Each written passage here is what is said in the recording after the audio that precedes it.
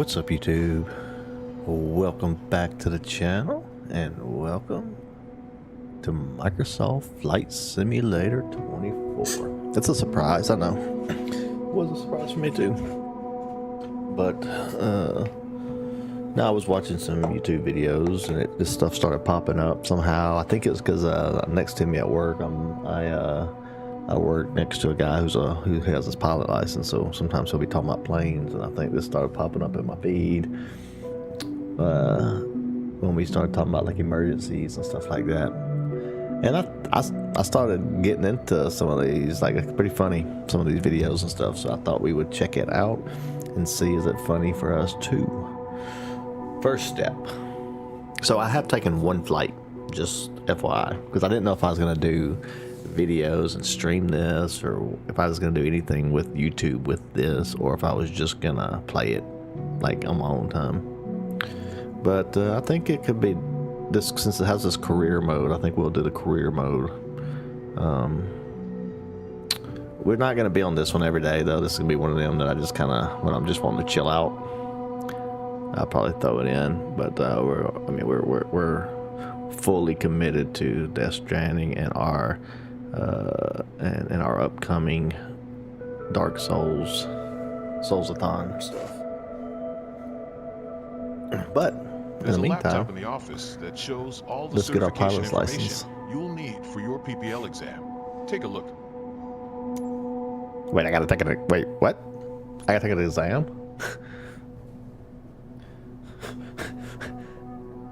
I want a refund. Head to the certification to pass your PPL exam. Here you can see all the different certifications you can pass throughout your career. Oh, wow. Your first step is to work towards your private pilot license. Okay. Private. All the training lessons you'll need to pass the PPL exam are available here. Make sure you're comfortable with these before taking the exam. Okay.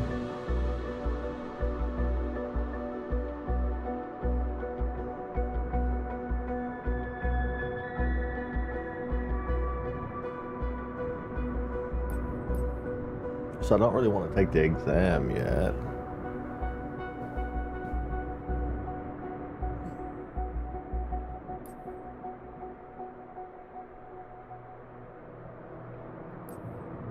Let's do this one first. Okay. Sim controls, basic handling. This is going to be a 5-minute thing. Time to learn the basics. Before getting to know more about the aircraft controls, we'll go over the basic camera and toolbar interactions, which are essential tools to master in Flight Simulator.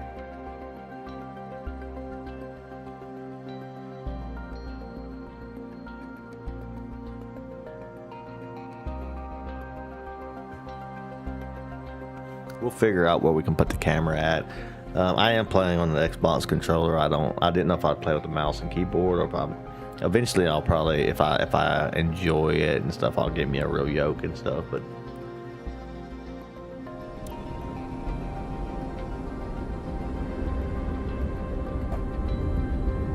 don't make sense to get the real controls unless I'm gonna stick with it for sure. Okay. Welcome to Sedona. I'm Captain Jess Molina, and I'll be your instructor. Okay, what's up? For this lesson, we're going to start on the ground and focus on some basic concepts. Fundamentals every pilot needs to know before hitting the skies. This is your plane, a classic, the Cessna 172. Take a look around it. In the simulator, anytime you want, you can easily switch to cursor mode. Now try to find and open the camera panel in the toolbar. Camera panel and the toolbar. I mean, should I use mouse and keyboard versus?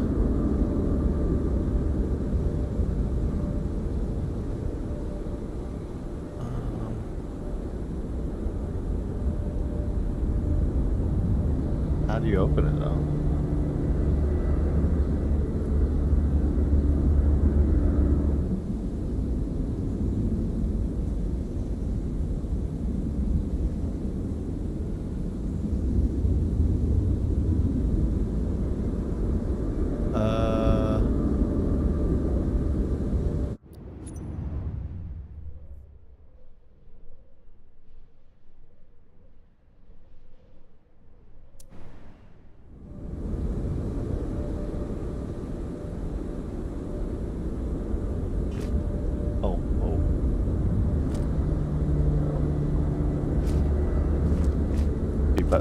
both of them together, it does that. Okay.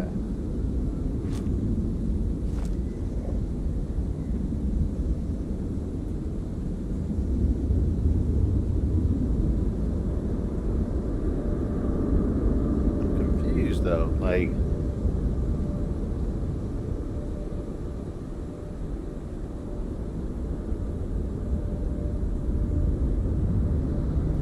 I pushed every button. It's not doing anything.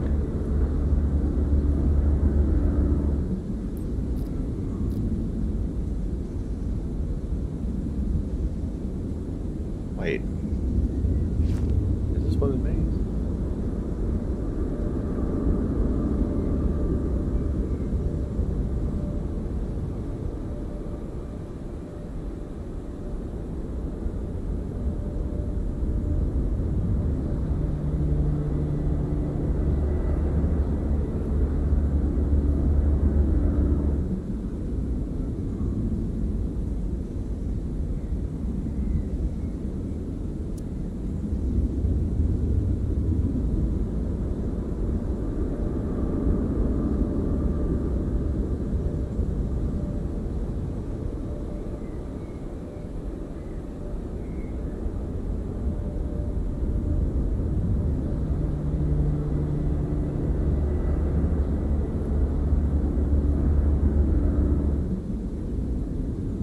Huh.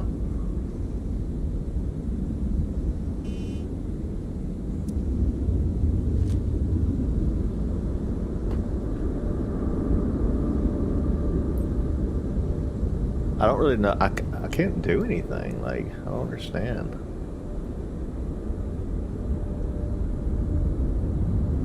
Open the camera panel on the toolbar. Is this the toolbar?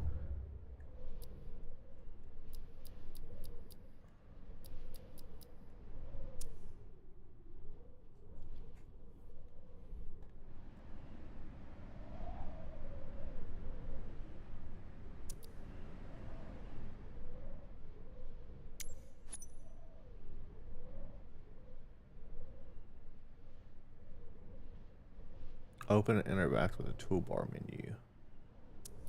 Is that this one?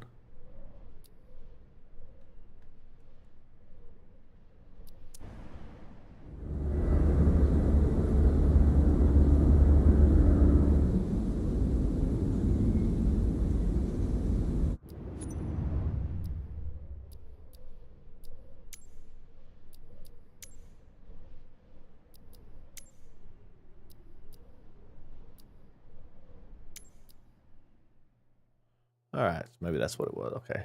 I'm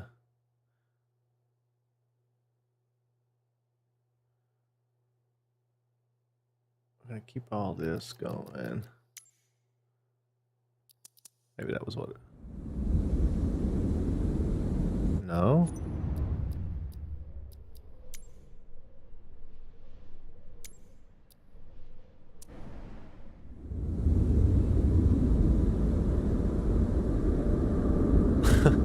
Open the camera panel in the toolbar. Oh. We accompanying you during your flight. Did I do it right? I did L1 and camera thing.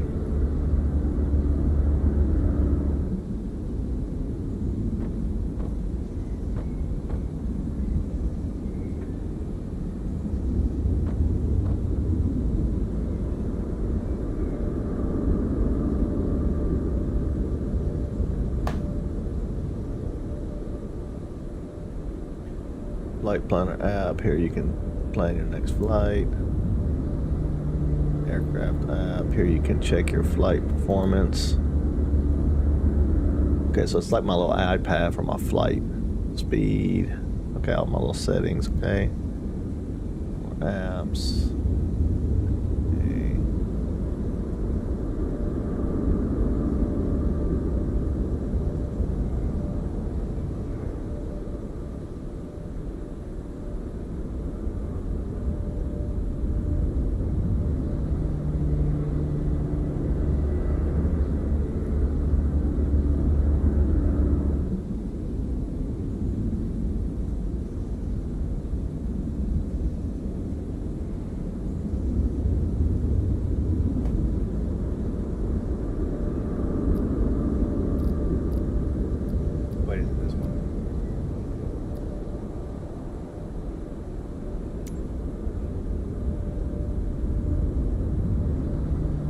Okay.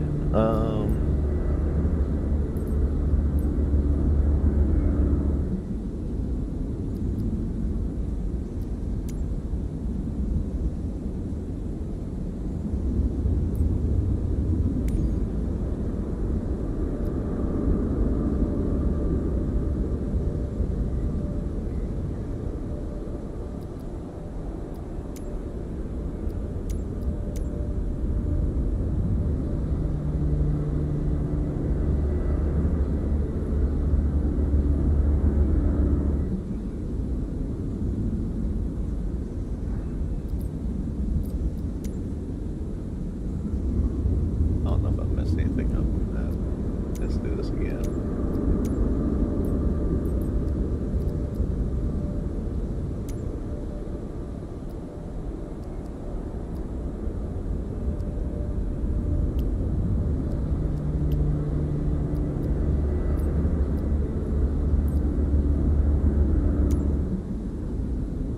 Open the camera's panel on the toolbar.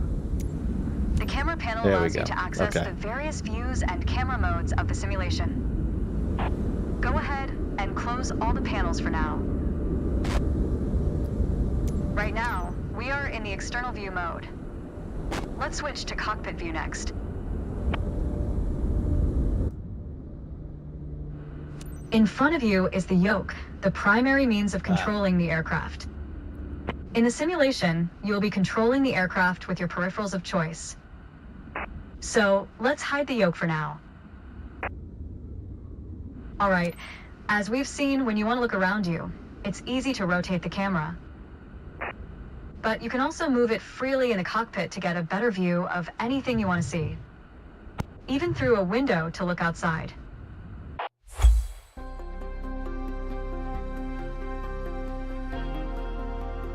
Okay.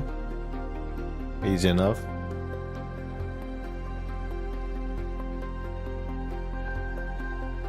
Oh wait. Let me take that off. That's not supposed to be there.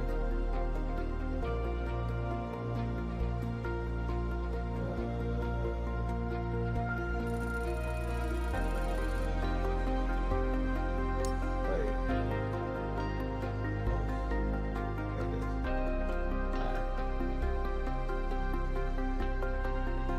Alright, sim controls, we did that.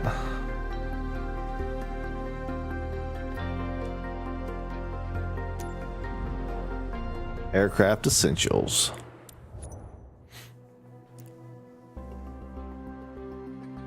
Alright, the Cessna.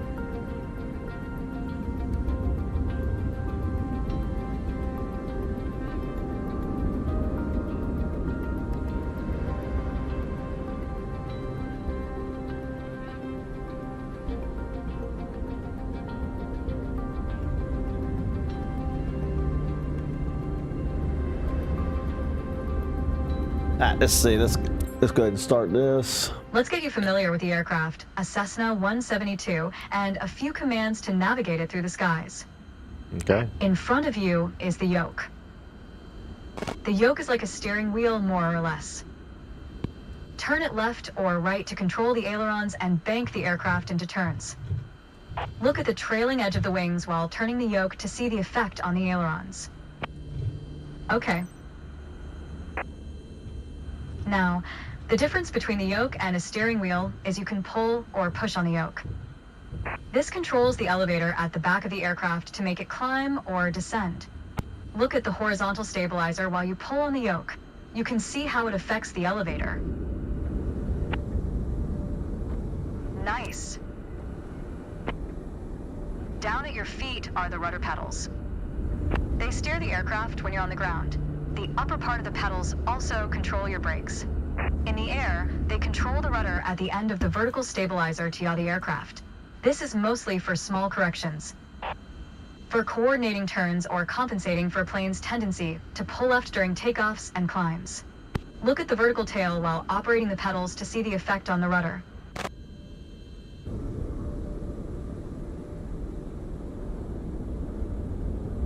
Great.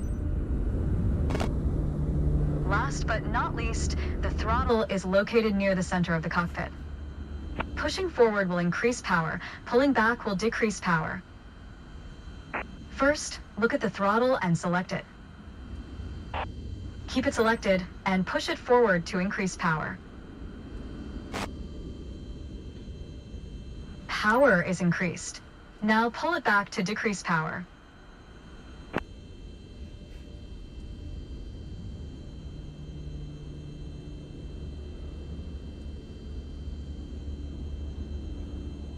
Power is decreased. Now we'll do the same without focusing on it. Deselect the throttle. Look away from the throttle and increase power.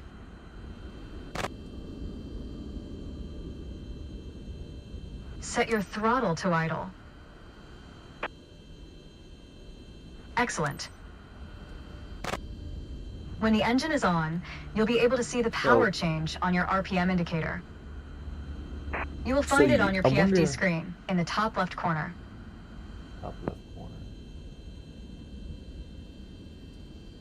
I wonder, does, like, if you take it all the way out, are you idling? Or are you...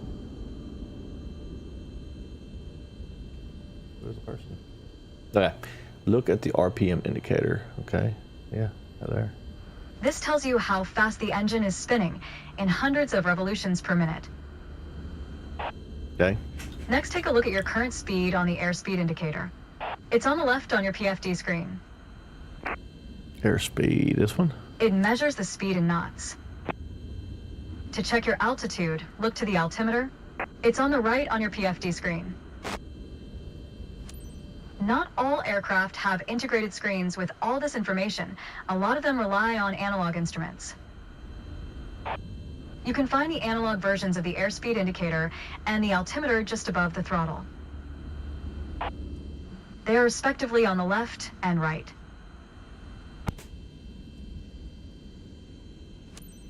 The analog altimeter has 3 hands similar to a clock. Okay.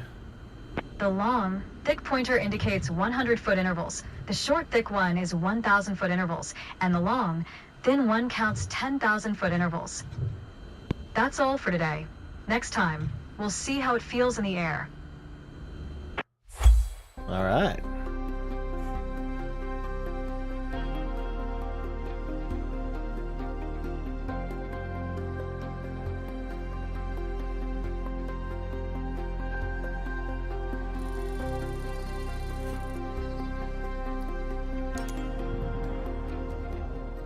Altitude and pitch.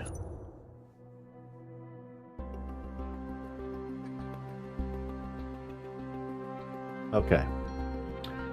In this tutorial, where you will learn the basics of altitude management. Altitude refers to the aircraft's nose position relative to the horizon, be it through pitch or roll. In the image to the right, the lines represent the horizon's position. Okay.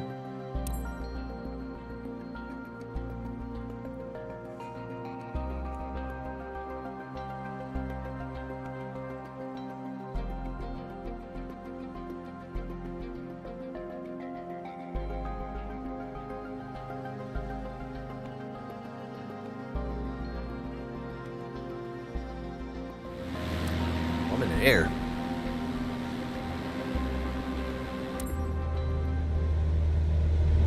help demonstrate pitch, I've drawn 3 lines on the windshield. Notice how the middle line matches the horizon while we're flying level? This is the cruise attitude. The lower dotted line is the climb attitude, and the upper one is the descent attitude. Let's dig deeper into what that means.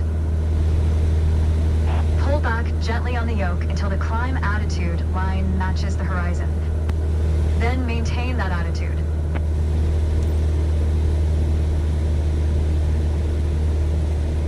According to your altimeter, we're gaining altitude. But we're losing airspeed, proving you can't avoid basic physics while making a climb. Excellent. That's good. Keep working on it, you'll get better. Now, let's level back out. Our speed is increasing and our altitude is stable. You put your plane in a dangerous situation. Now, let's level back out. How do you level it out and keep it Our level speed longer? is increasing and our altitude is stable. All right. That's good. That's okay. Push gently on the yoke until the descent attitude line matches the horizon. Then maintain that attitude.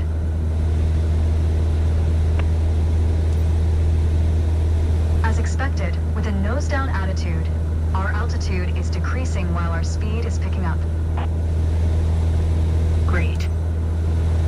That's good. Keep working on it, you'll get better. Okay, bring us back to level flight.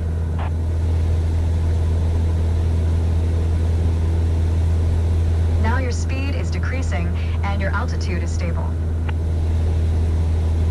That's good. That's okay.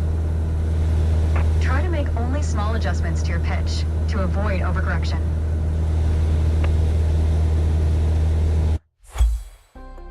So maybe that's what it is. Maybe I'm overcorrecting. Maybe I just need to touch it like that. Okay. Or with a real yoke, it's going to be easier because you're not like using a freaking controller.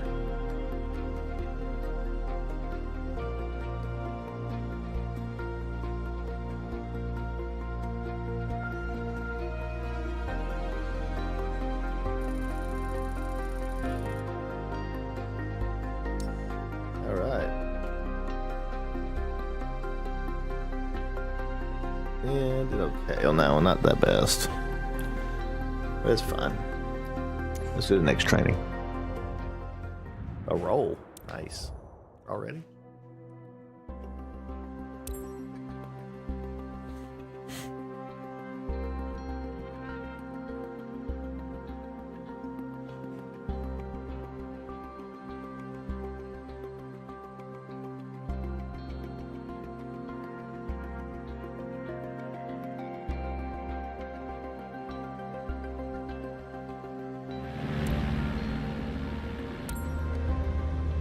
All right. For this lesson, we're going to use a line drawn on the windshield to indicate the cruise attitude. I've also added another dotted line to help you bank properly for left turns. Gently move the yoke to the left until the dotted line matches up with the horizon. Then maintain that bank.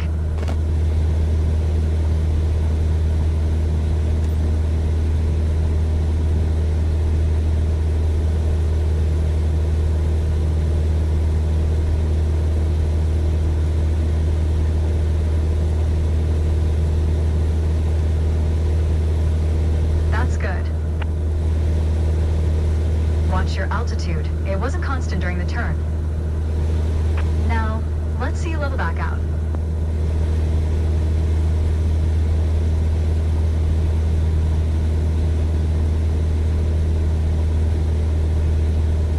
All right. For the next step, turning to the right, let's see how you do on your own without any markings. You can see a series of notches representing 10-degree increments on the attitude indicator part of your PFD. As a general rule, you always want to keep your turns under 30 degrees.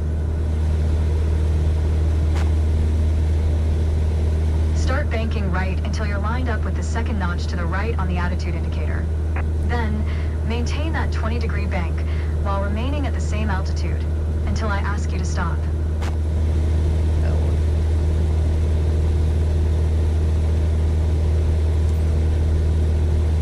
What is, which one?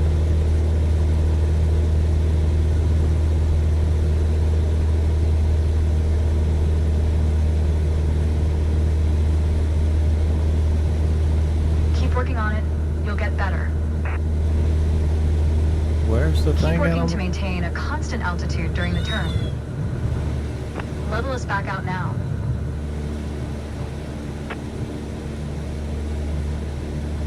Great. Additional practice will help. Don't worry. Small corrections on the yoke will lead to more accurate turns. There we go. We did it.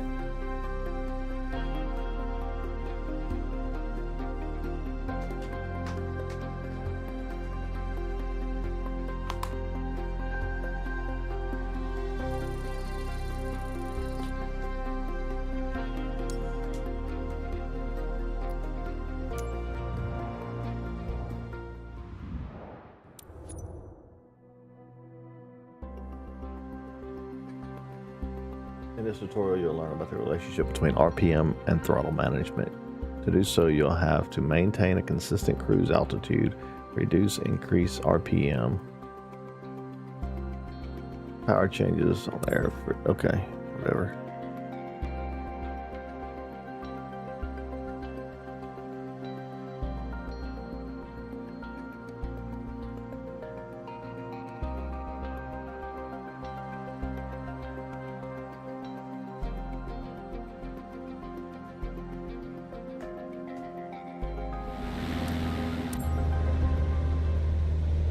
Let's talk about the throttle.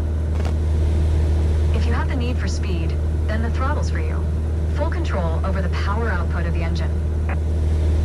In the Cessna 172, that relates directly to the RPM displayed on the tachometer on the PFD.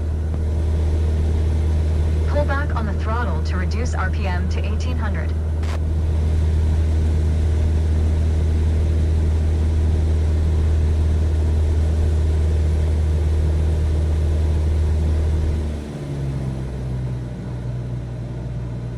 Look how your speed and altitude are also decreasing.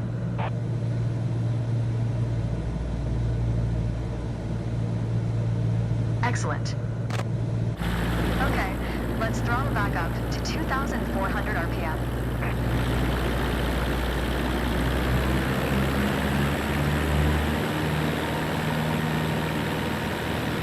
Your speed is increasing now. As long as you maintain the same attitude, your altitude will keep climbing as well. Nice. That was excellent. With piston planes like this Cessna, it's common to have power targets defined in RPM. There we go. Yeah, finding the gauges and stuff's gonna be hard at the beginning, and then seeing the gauge because it's so far away. I had to shift to the outside to see the RPM.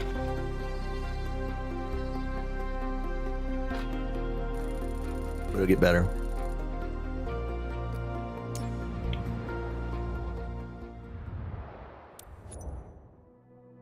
Okay, what we do? So, maneuver test. Let's review what you have learned in your previous lessons. The first test is an important step on your way to completing the PPL. You will be asked to maintain different altitudes, combine climbs, level flight, descent, and turns, manage power settings. Okay, let's try this. It'll be interesting.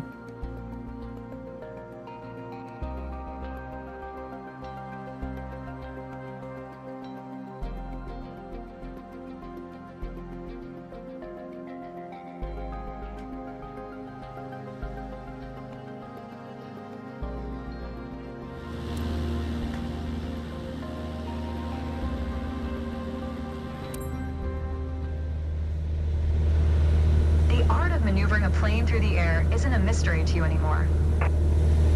Now it's time to test the skills you've learned. As you can see, we're cruising at 6,000 feet on a north heading of 360 degrees. Start by descending to 5,500 feet while maintaining a northerly heading. 5,500 feet, okay.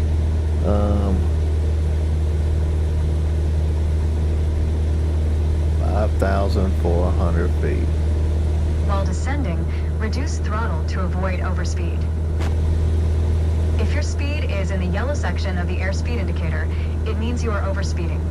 Reduce throttle to idle and pull gently on the yoke to slow down.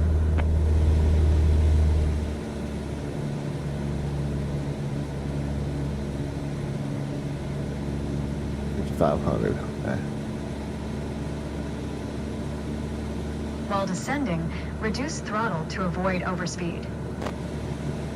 That's okay. Now climb to 6,000 feet and turn to a south heading. On the Cessna 172, you need full power to climb effectively.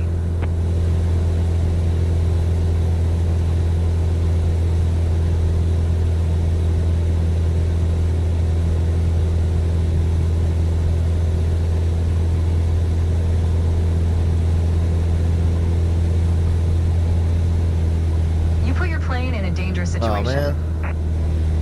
How'd I do that? Now climb to 6,000 feet and turn to a south heading. Turn to a south On the Cessna heading. 172, you need full power to climb effectively.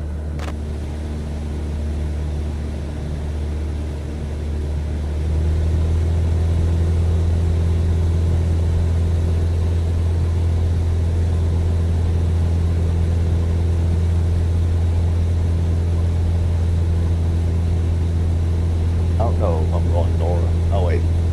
I gotta go south, okay.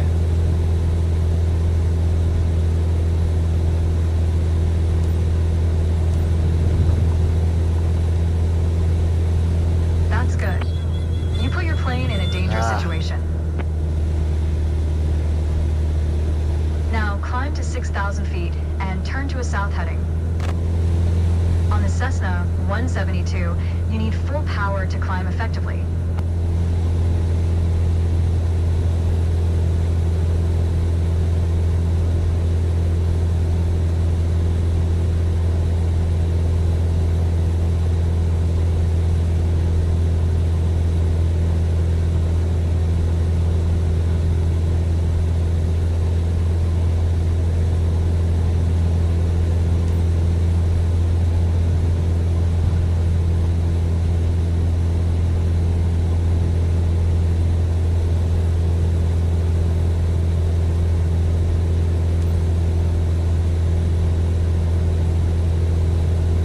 Nice.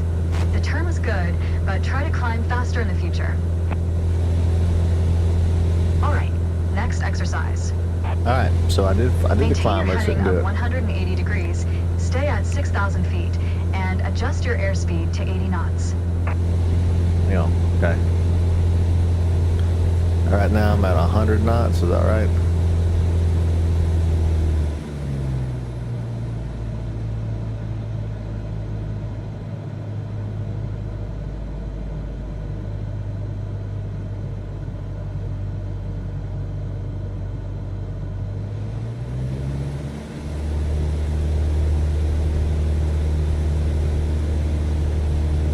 That's okay.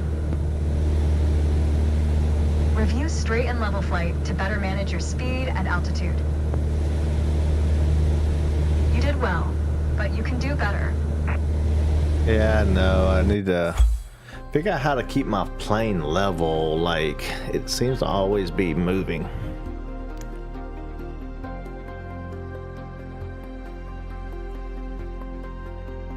Maybe that's the bigger planes. I get some autopilot or something.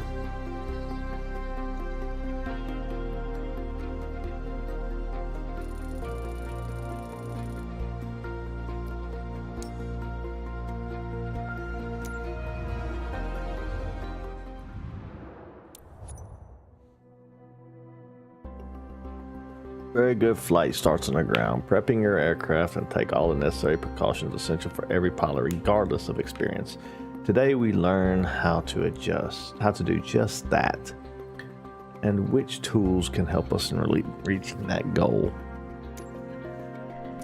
But start the training.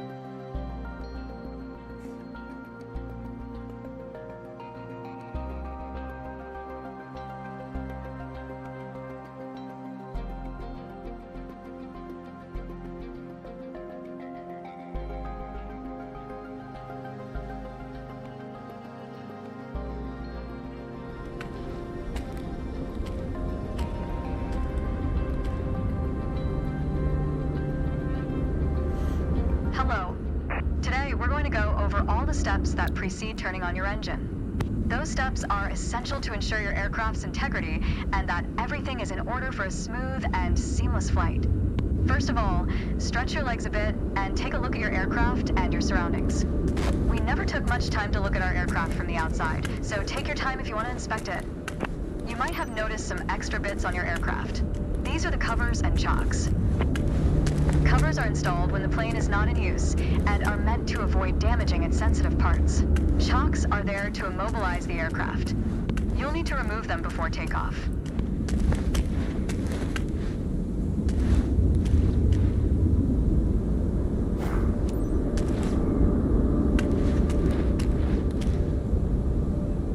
Remove the static port cover.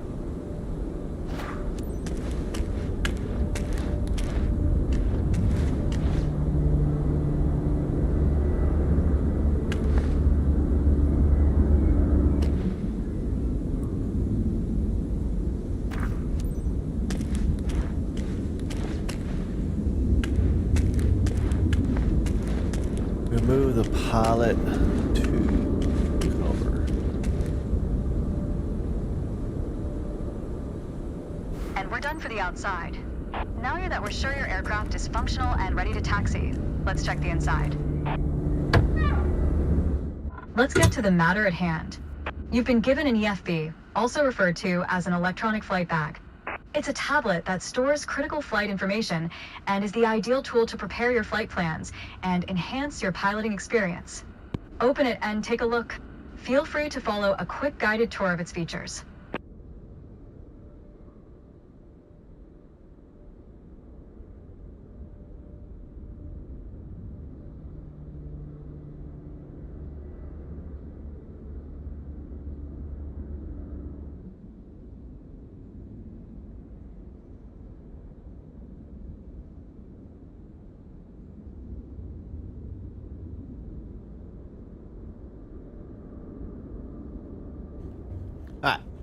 Open it with LB in this. The EFB features an interactive map, a flight plan editor, aircraft and current flight information, a nav log, as well as fuel and payload options.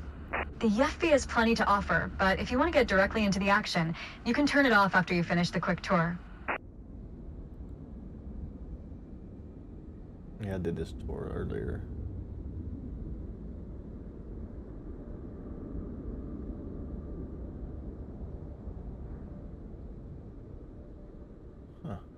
Waypoints.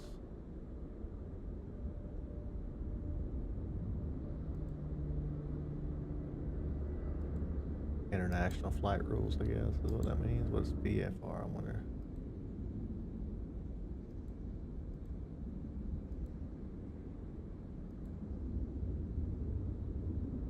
Cool.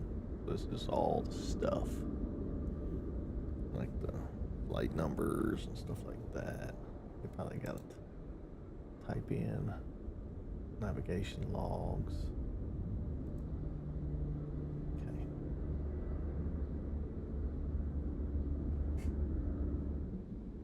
It seems like we're all clear on the checklist. Now start this pretty bird up.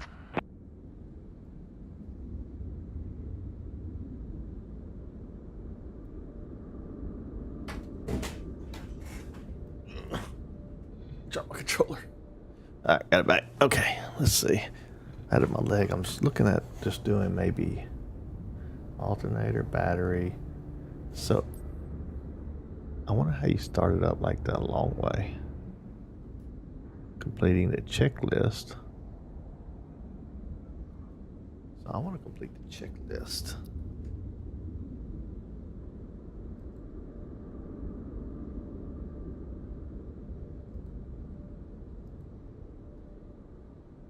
Let's see. I think it was up here.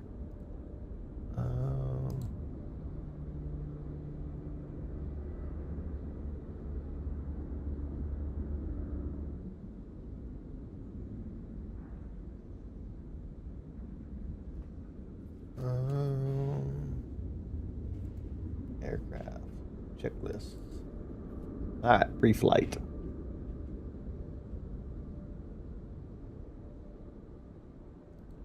Did this park? Oh, hang on.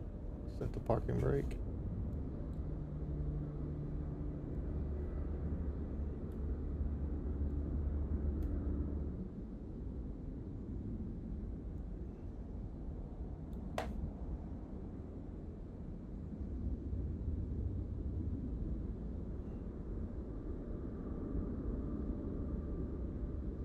Where is the parking brake?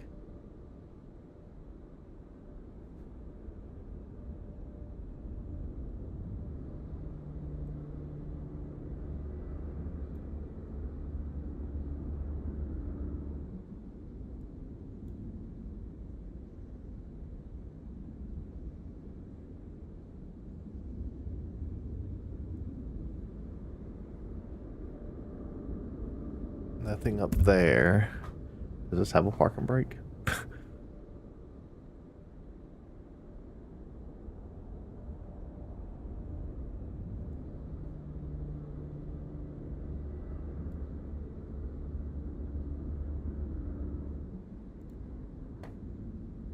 Here we go. So it's on.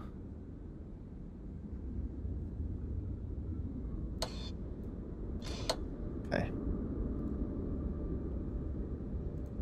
Ignition switch is off.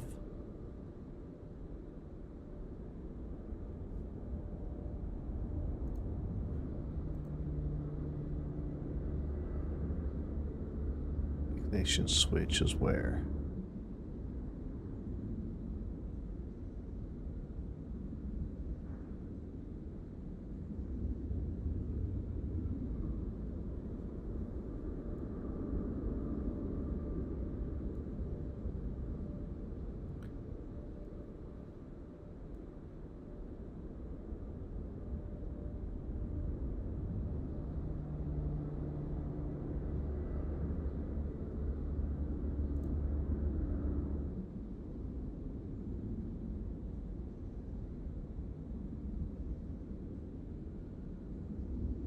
I think it's off.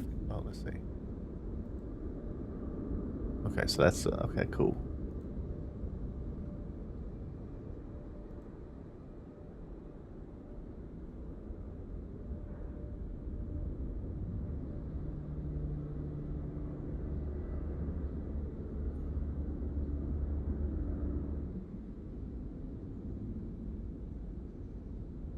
Okay. What do those do, I wonder? Okay.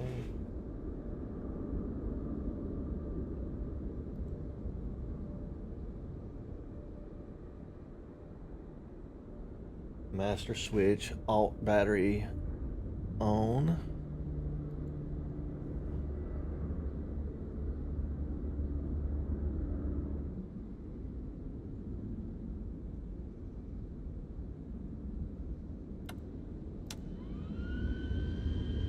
Okay.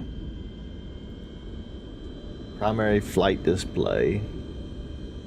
Verify the PFDS is on. It's on. Nice. Fuel quantity.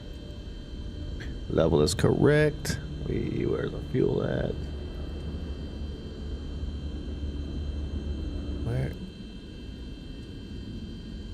Oh, fuel. Okay, we're good.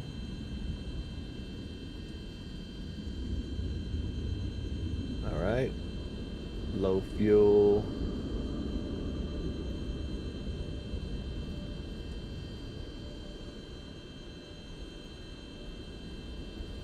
Oil pressure, okay.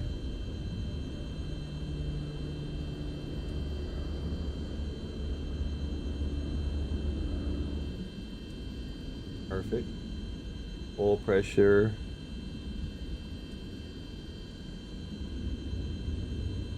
Is shown. Yes, it is shown.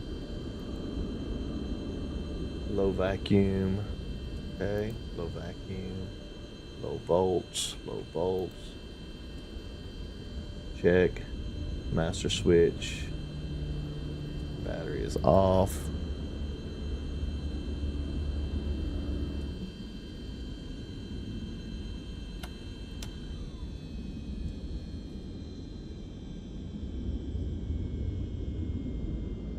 Elevator trim. Select the elevator trim to the takeoff position.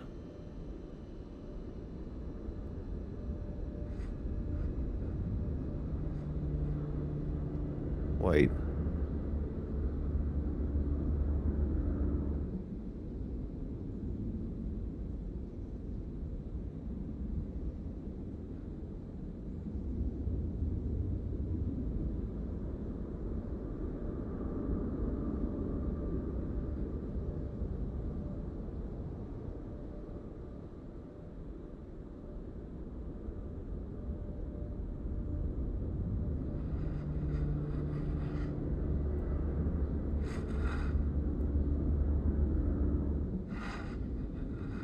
Wait, what's the takeoff position though?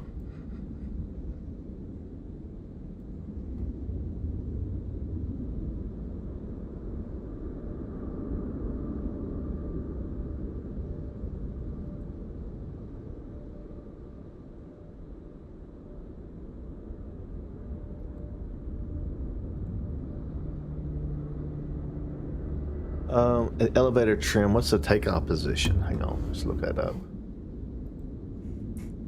What's the takeoff trim elevator Cessna Microsoft Flight Sim?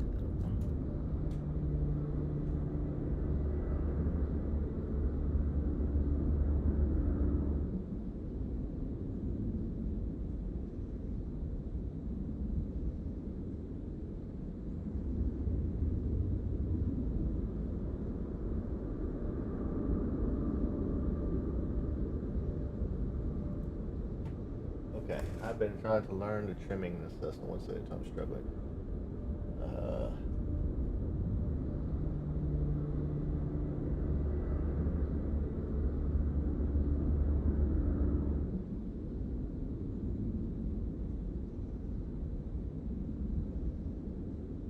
Okay, so trim. So I don't know what I should set it as, but what?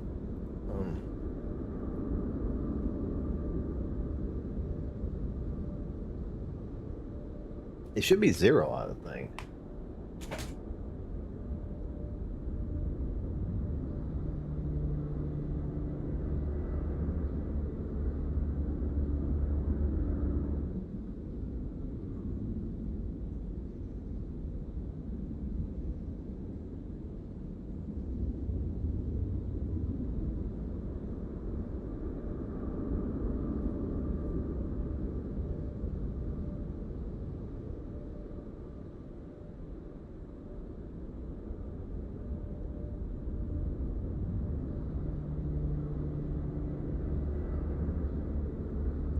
Yeah, but what's the takeoff?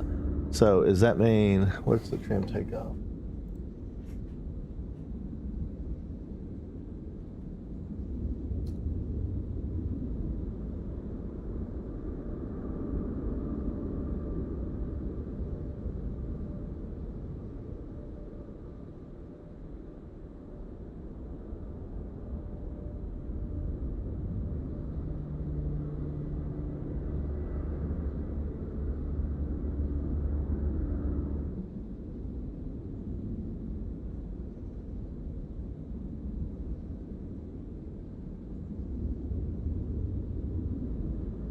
I don't know what it should be.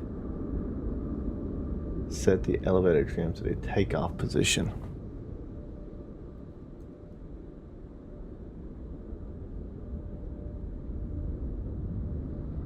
Elevator trim to take off.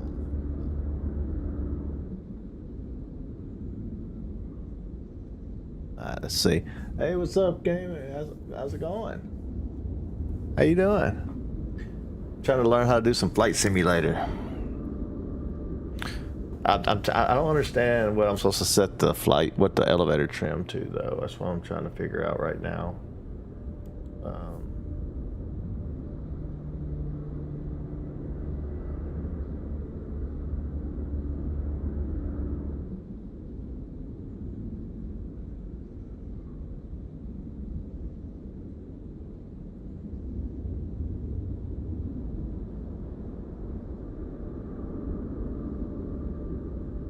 I don't know.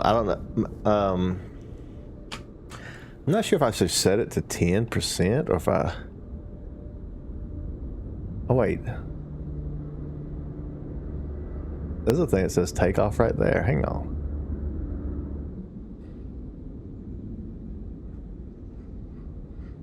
Let me put it at 0 first.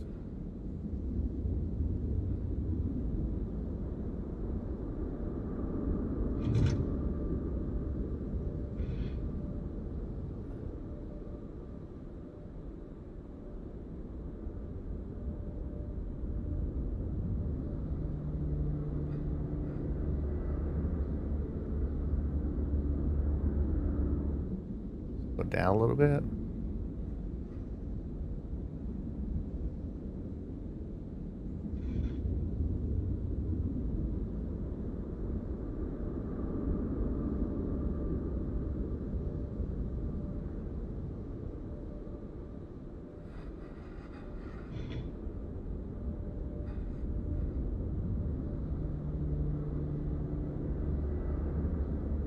Okay.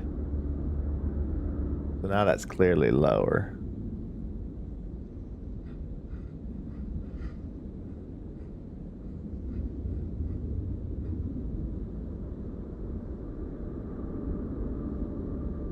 Almost there.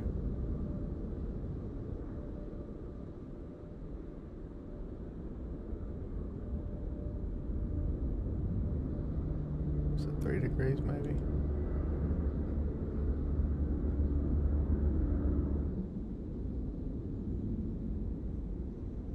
There we go. 3 degrees. I don't know why.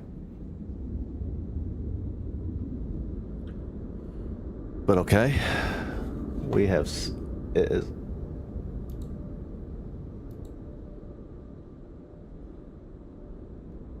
That's not where it...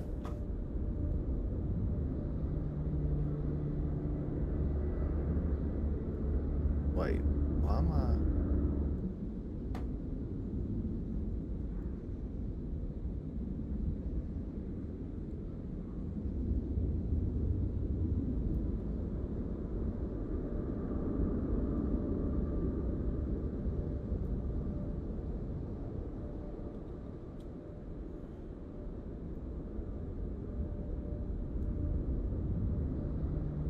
Okay, so we're gonna say we got that one done. So that one's done.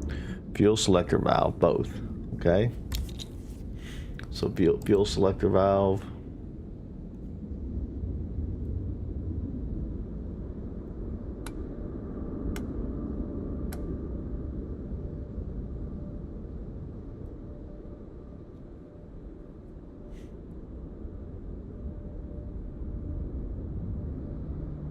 Both position, okay.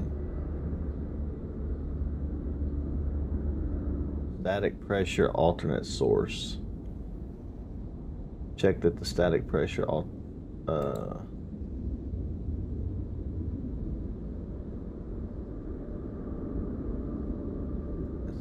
it's in the off position. Okay.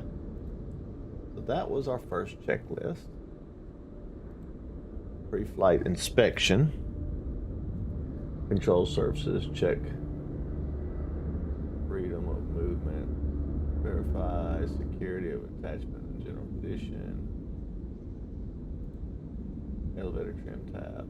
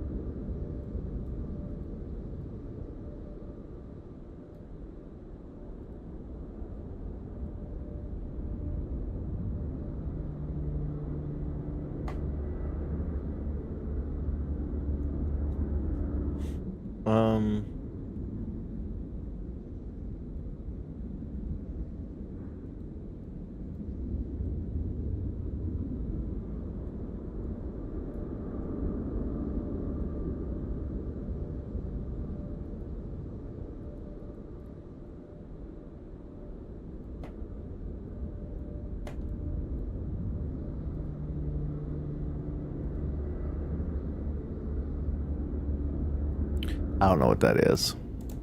I'll hit that. Antenna. I think this is this the outside?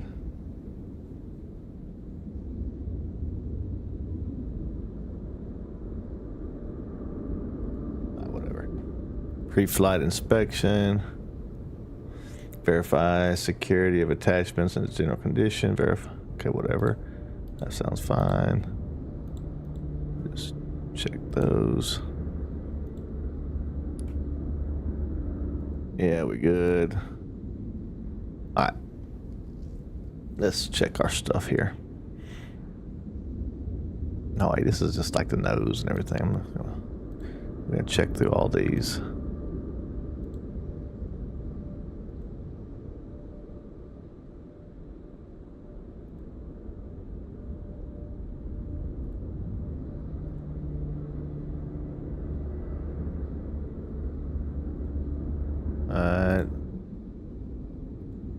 All this is fine. Okay. Before starting engine brakes. Brakes are correctly working. Electrical equipment's off. They're off. Both on. Fuel shutoff valve is in the closed position. Wait. Oh no, it seems to be in the on position. Okay. Starting engines.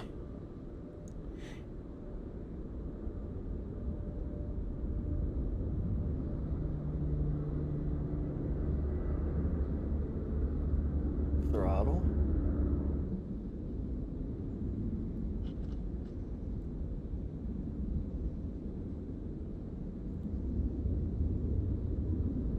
Pull a mixture. Pull mixture in. Pull alt.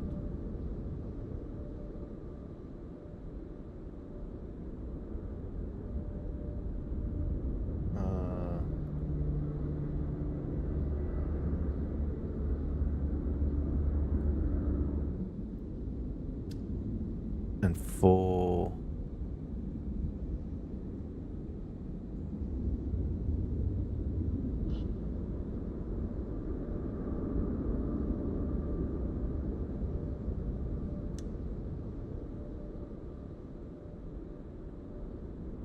I guess that's right. Battery switch. Verify that the PDF comes on.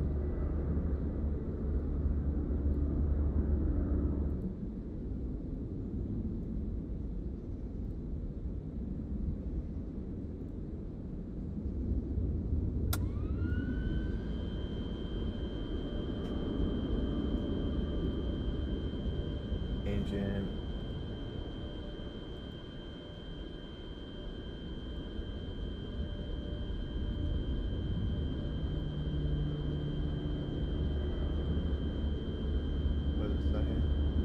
engine indicating system. Verify no red X's through engine page indicator. Engine page. I don't. Yeah, there's red X's through stuff.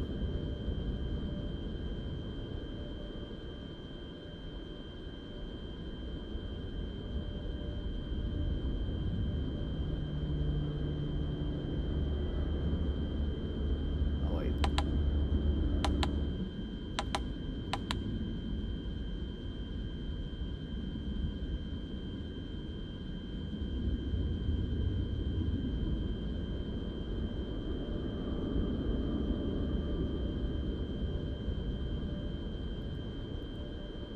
There are some, though.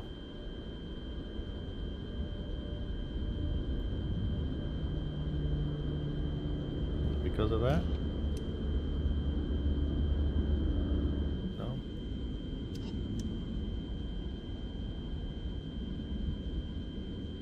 Export fail.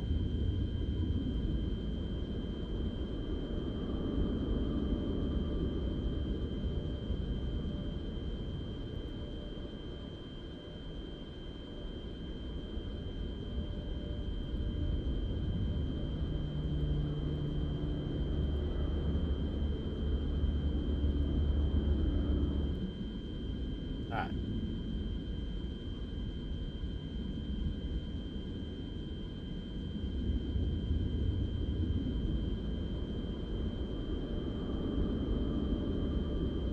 I don't really know.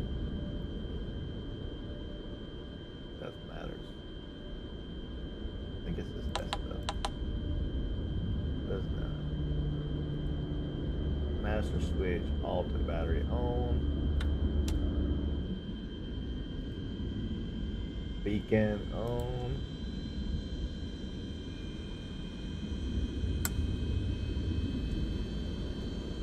Okay, engine is cold, auxiliary fuel pump on.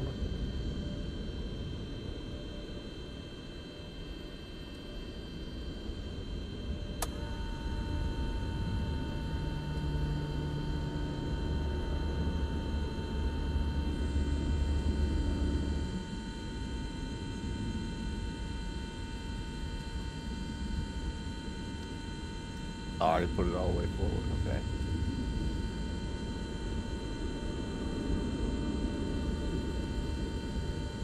Full mixture level in full aft position.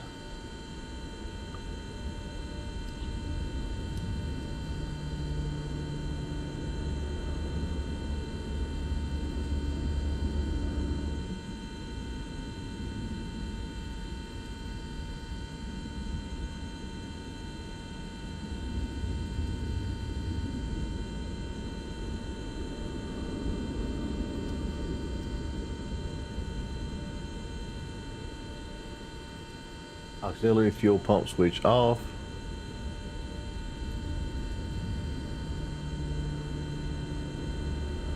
Hey, well, I keep turning stuff on and off.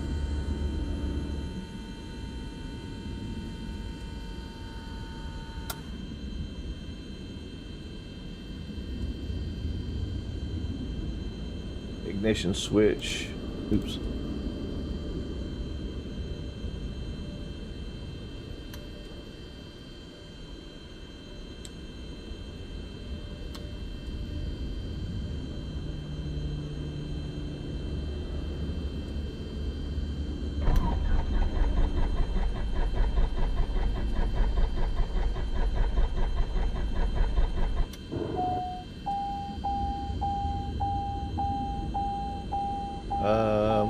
We have an issue.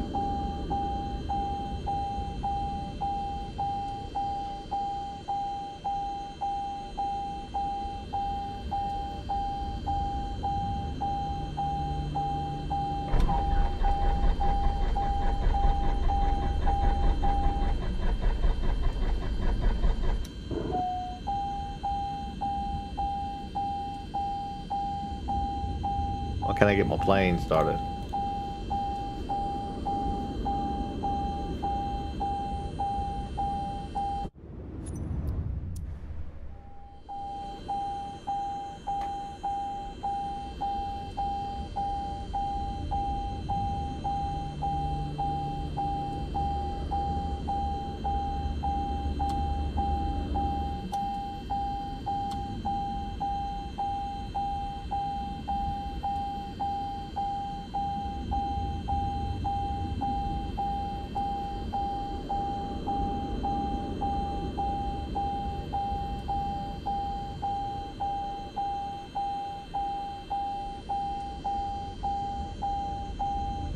Why aren't you telling me what to do, woman?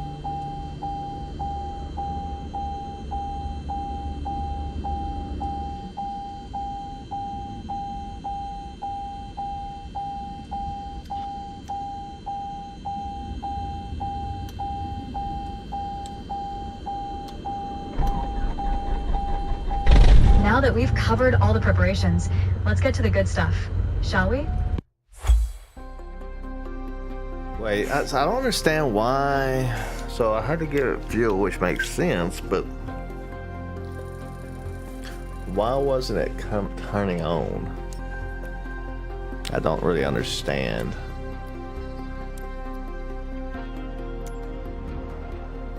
Taxiing.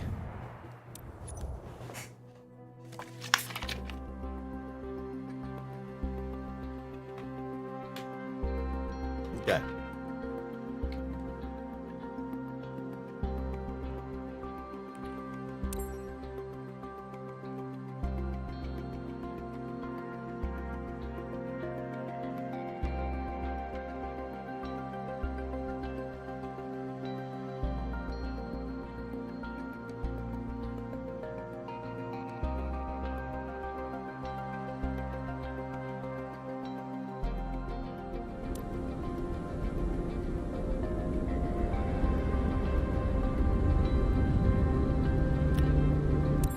All right. Let's take a moment see. to talk about taxiing. Okay. Taxiing refers to moving the aircraft on the ground under its own power. In particular, getting from the ramp out to the hold short point on the edge of the runway. Steering on the ground is managed through the rudder pedals. That's right, unlike driving a car, we turn by using our feet. Okay, ready? With the throttle idle, release your parking brake.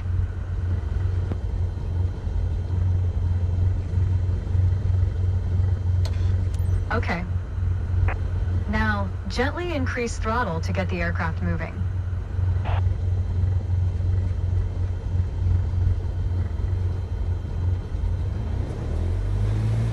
Go easy on your throttle. Use your rudder pedal to turn left and enter the taxiway. Increase throttle to gain forward momentum and then reduce RPM accordingly to match a fast walking speed while taxiing. Unfortunately, one of your wheels crossed out of the taxiway. Now, test the brakes.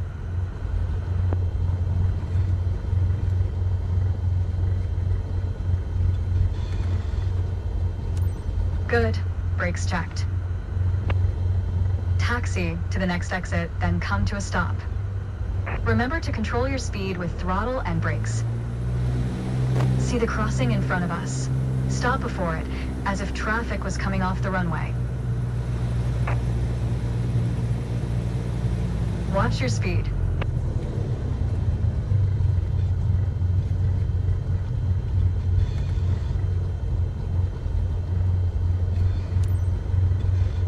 All right, taxi to holding point Alpha 1 next. It's at the far end of the airport, near the head of runway 21. Stay as close as possible to the taxiway center, marked by the yellow line, and watch your speed.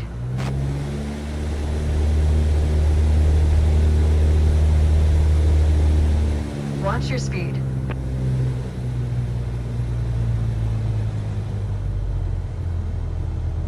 Watch your speed.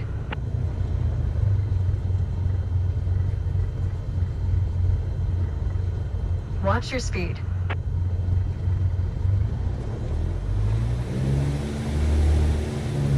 Watch your speed.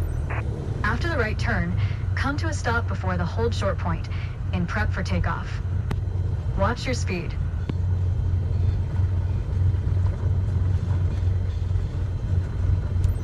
Remain on the taxiway centerline. You don't want to risk damaging the aircraft. The next challenge will be to keep the aircraft under control while at full throttle for takeoff. Alright, that was kind of rough. I mean, I understand how to do it. I just gotta get used to the brakes and the throttles and stuff like that.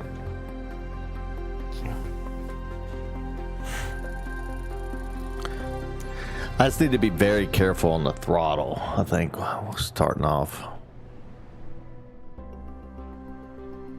Take off.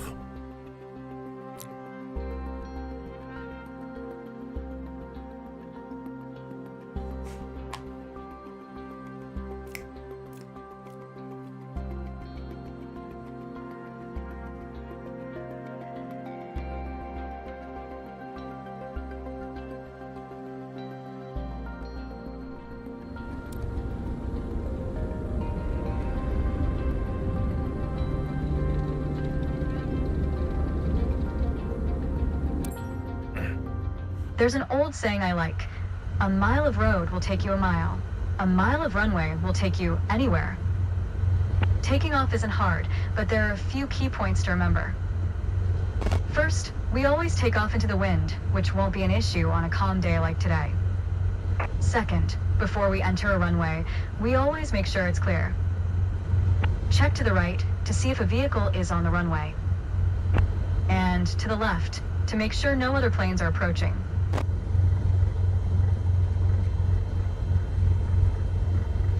Runway numbers are not arbitrary.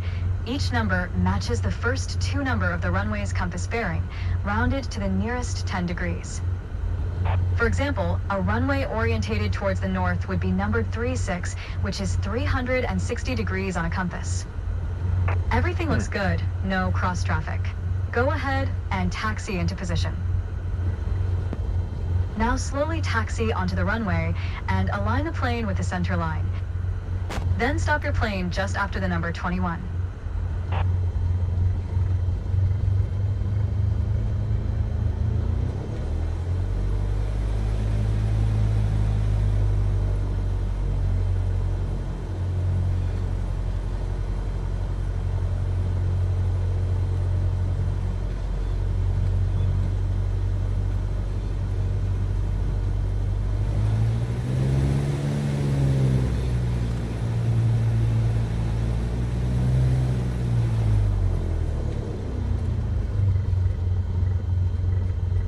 Excellent. Not really, but okay. All right, let's do this. Apply full power, and I'll walk you through the takeoff as we go.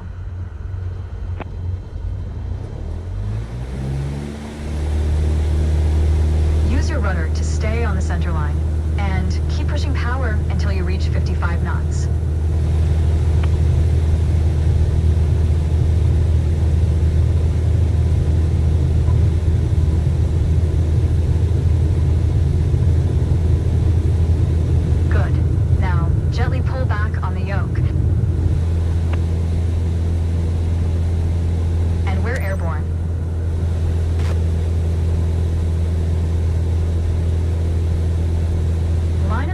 Instrument panel, so it's a couple of inches above the horizon.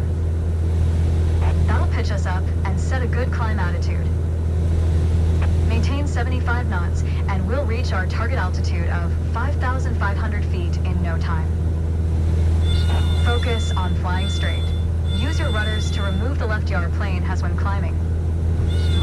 You can see your current yaw input by looking at the MFD slip skid indicator. I gotta get to what, 5,500? We're getting close.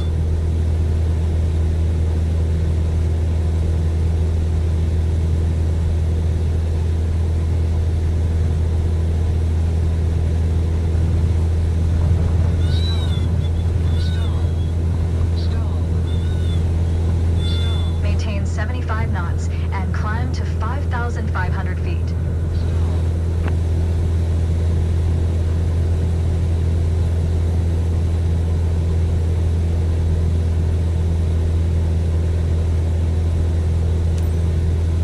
Okay, 5,500 feet. You've reached your target altitude. Good job. Alright, we got it.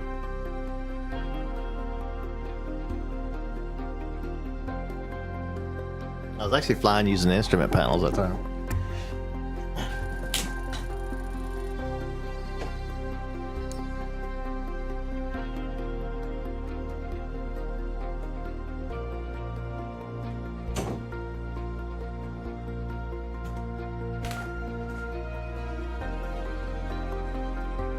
Alright, it wasn't too awful bad, but it wasn't perfect. Landing in yoke management. Okay, this is gonna be the tough one.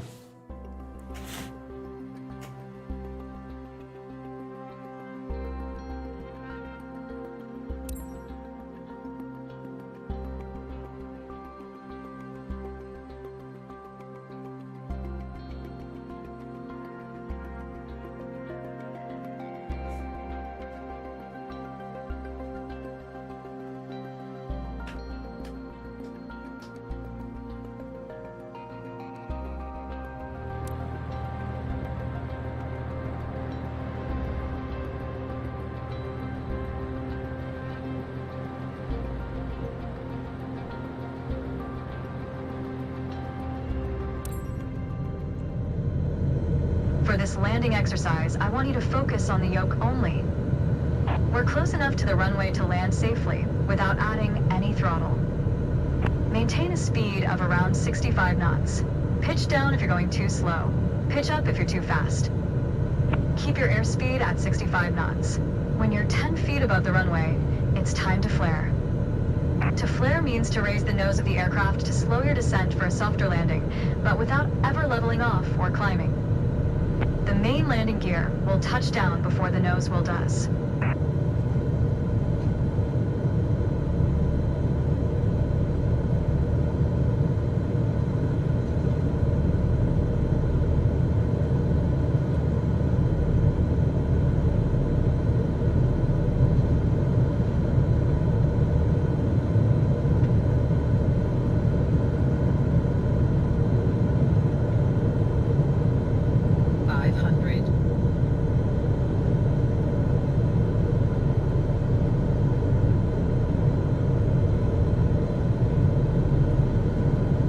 We're coming up on flare height. Resist the temptation to pull back. Now, focus on the end of the runway and pull back slightly on the yoke to aim the nose just above it. Nice. Now, apply the brakes progressively to slow us down and bring the plane to a stop.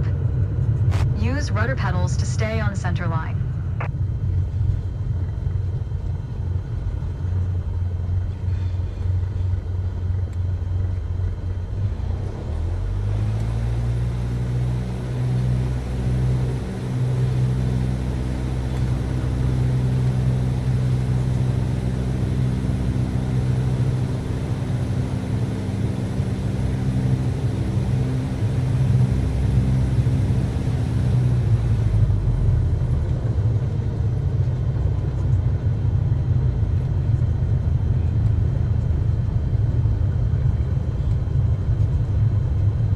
Where she want me to go? She want me to stop?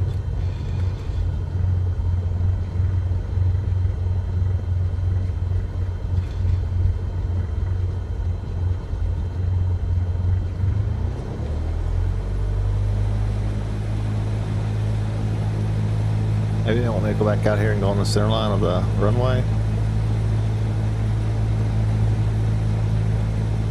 I'll try.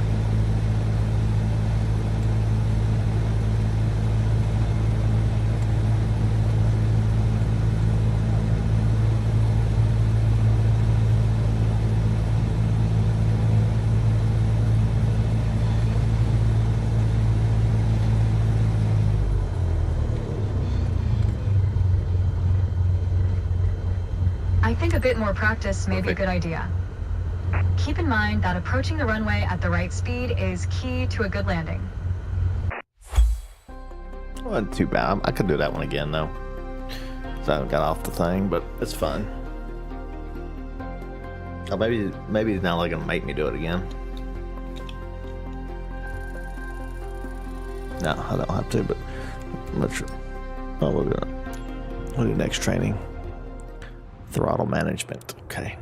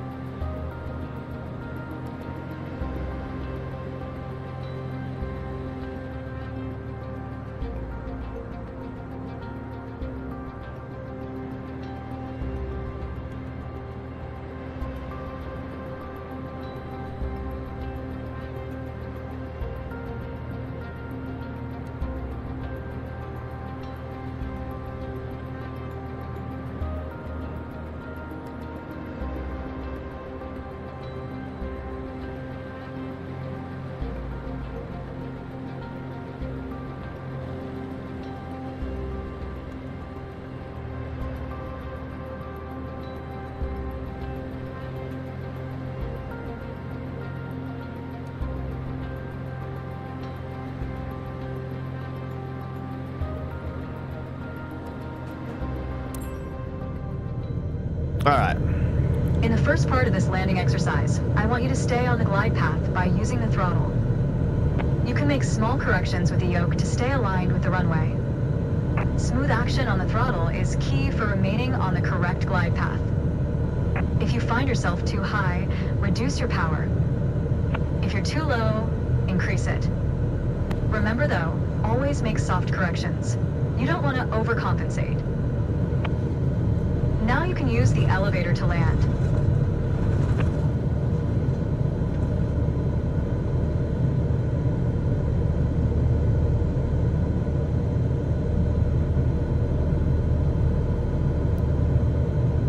Yeah, I can use the elevator to land.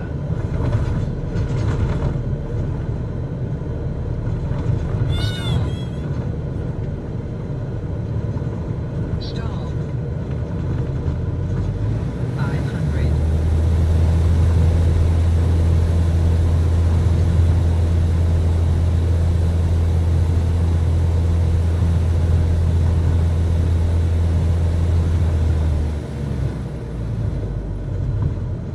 Stall. Reduce throttle to idle. Stall. Now, focus on the end of the runway and pull back slightly on the yoke to aim the nose just above it. Nice. Now, apply the brakes to slow us down and bring the plane to a stop.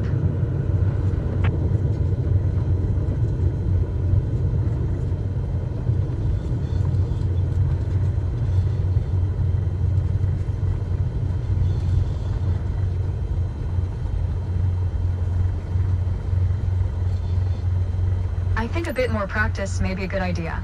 Yeah, I think so Resist the too. temptation to pull back when above the flare height.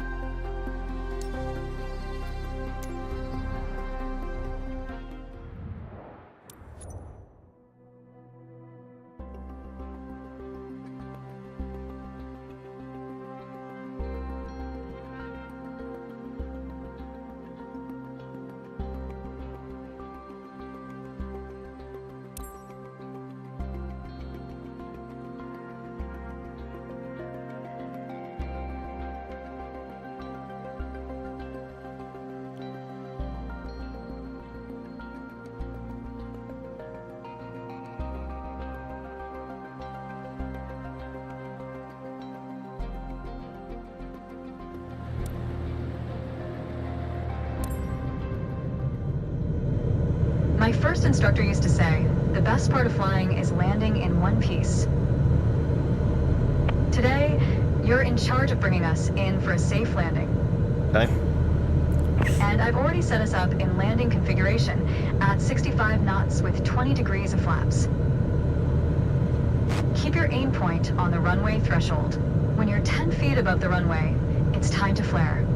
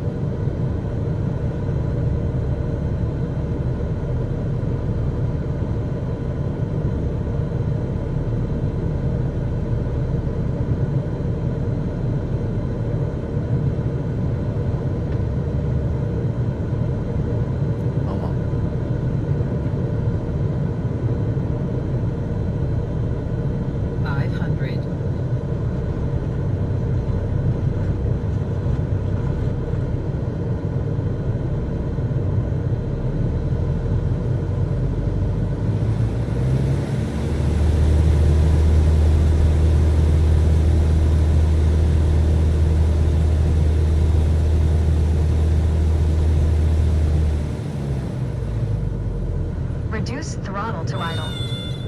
Now, focus on the end of the runway and pull back slightly on the yoke to aim the nose just above it. Nice. Now, apply the brakes progressively to slow us down and bring the plane to a stop. That wasn't Use so rudder bad. pedals to stay on the center line. You did well, but you can do better. Yeah. Keep in So mind too. that approaching the runway at the right speed is key to a good landing.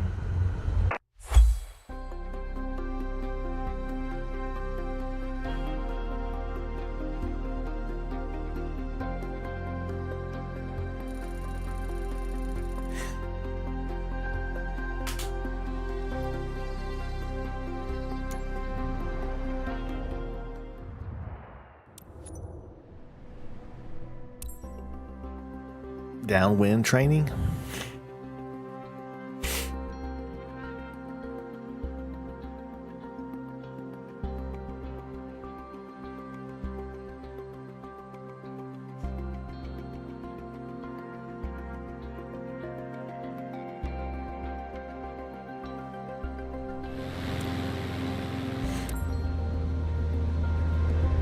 Okay, we're currently flying on the downwind leg at the standard traffic pattern altitude of 6,000 feet. It's a flight path parallel to the landing runway, but in the opposite direction. In downwind, you want to start preparing for landing. That means setting your speed and flaps configuration. We are passing the end of the runway, so go ahead and reduce RPM to 1700. It will help you to slow you down to 80 knots and begin your descent. The flaps provide extra lift at the expense of additional drag. This extra lift allows flying at a lower airspeed. Flaps allow for smoother and shorter landings. Go ahead and extend 10 degrees of flaps, all while maintaining current speed. You need to stay in the pattern for the sake of this exercise.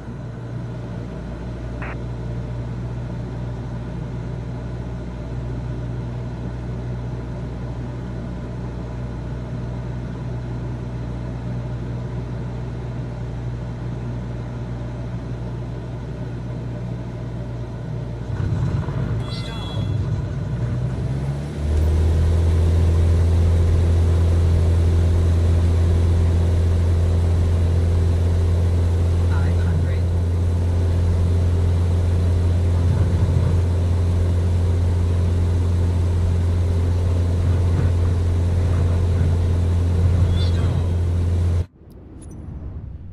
Restart that.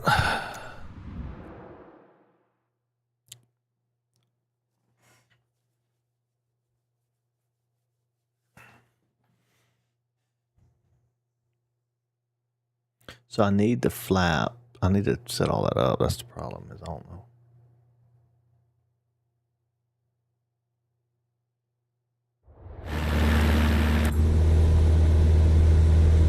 Okay, we're currently flying on the downwind leg at the standard traffic pattern altitude of 6,000 feet.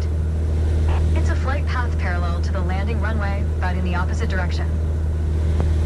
In downwind, you want to start preparing for landing. That means setting your speed and flaps configuration. We are passing the end of the runway, so go ahead and reduce RPM to 1700. It will help you to slow you down to 80 knots and begin your descent. The flaps provide extra lift at the expense of additional drag. This extra lift allows flying at a lower airspeed. Flaps allow for smoother and shorter landings. Go ahead and extend 10 degrees of flaps, all while maintaining current speed. You need to stay in the pattern for the sake of this exercise. We will turn to the base leg when the end of the runway is at a 45-degree angle behind us.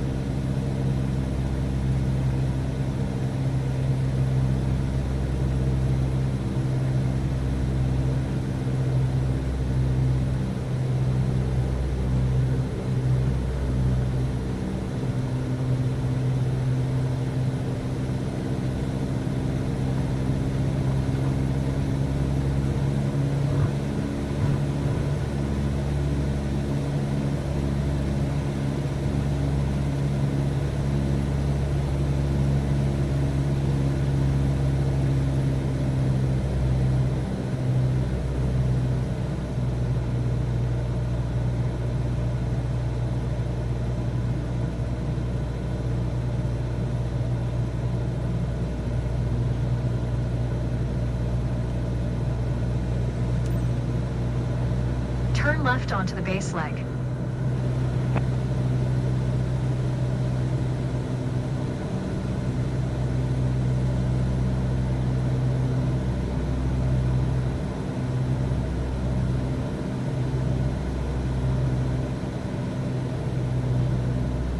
You need to stay in a pattern for the sake of this exercise.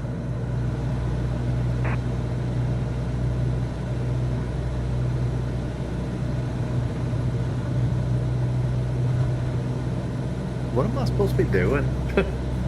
Enter downwind 21 and prepare the aircraft for landing.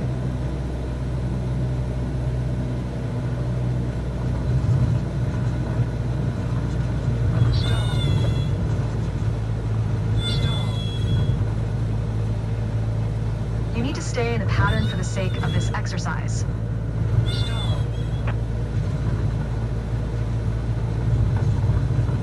Stall. Stall.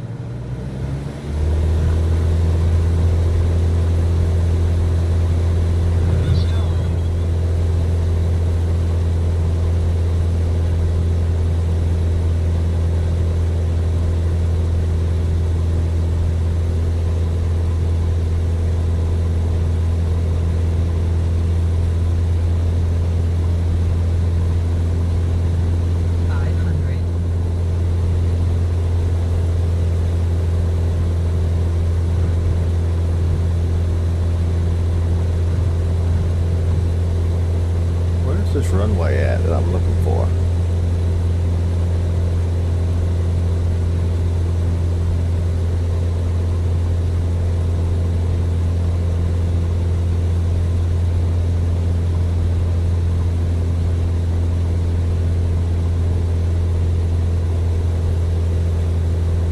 You need to stay in a pattern for the sake of this exercise.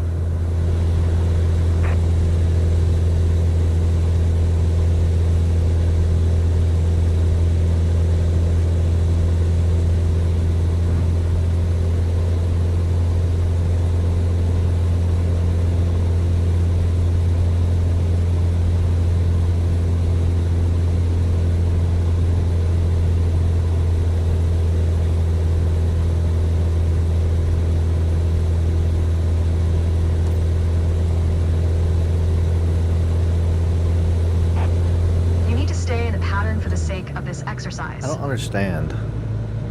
Try to keep our speed around 75 knots. Keep an eye on the runway as we get ready for our final turn.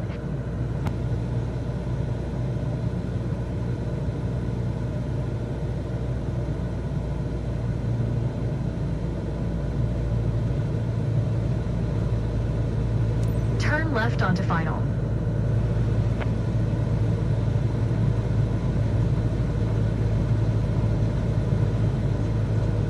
Make your left turn onto final.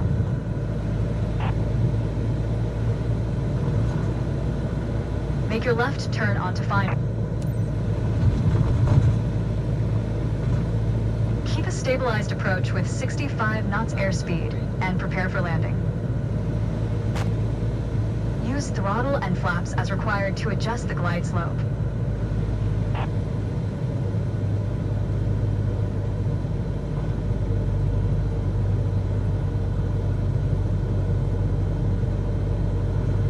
Stall.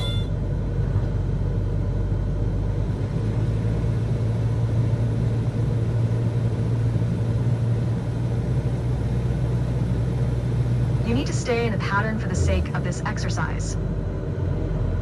Okay. Keep a stabilized approach with 65 knots airspeed and prepare for landing.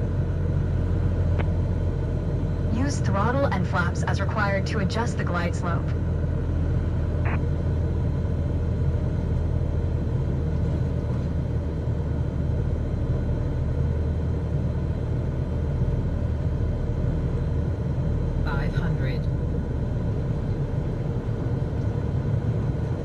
Stall.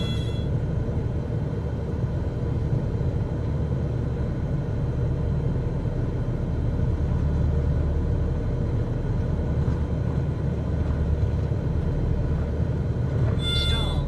Stall. You need to stay in a pattern for the sake of this exercise. Keep a stabilized approach with 65 knots airspeed and prepare for landing. Use throttle and flaps as required to adjust the glide slope.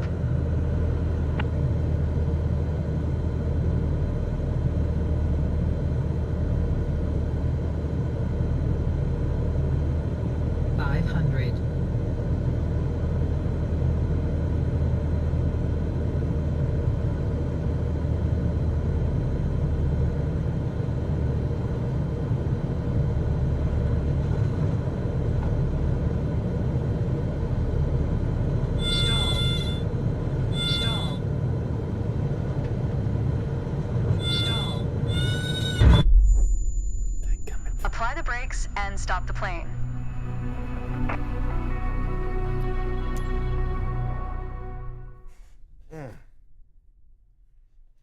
I'm not really sure what to do with the trim and all that. That's the problem. The flaps and...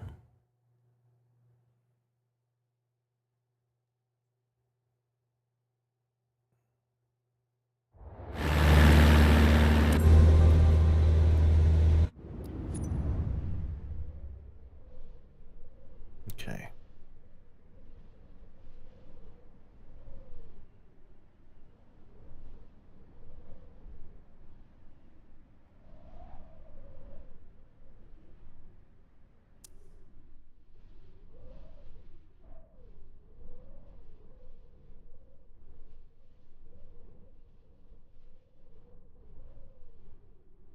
So 75 knots, 6,000 feet.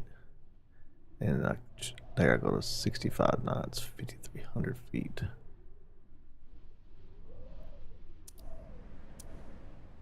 Okay, we're currently flying on the downwind leg at the standard traffic pattern altitude of 6,000 feet. It's a flight path parallel to the landing runway, but in the opposite direction. In downwind, you want to start preparing for landing. That means setting your speed and flaps configuration. We are passing the end of the runway, so go ahead and reduce RPM to 1,700. It will help you to slow you down to 80 knots and begin your descent. The flaps provide extra lift at the expense of additional drag. This extra lift allows flying at a lower airspeed. Flaps allow for smoother and shorter landings. Go ahead and extend 10 degrees of flaps, all while maintaining current speed.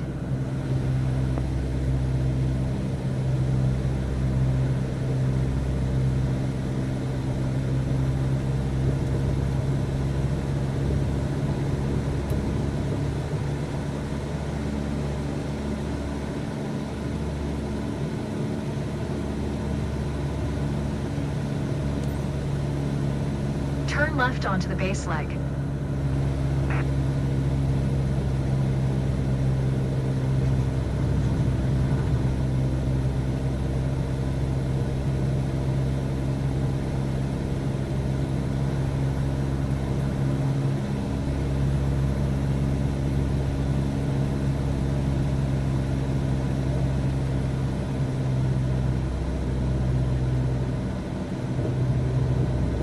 We will turn to the base leg when the end of the runway is at a 45-degree angle behind us.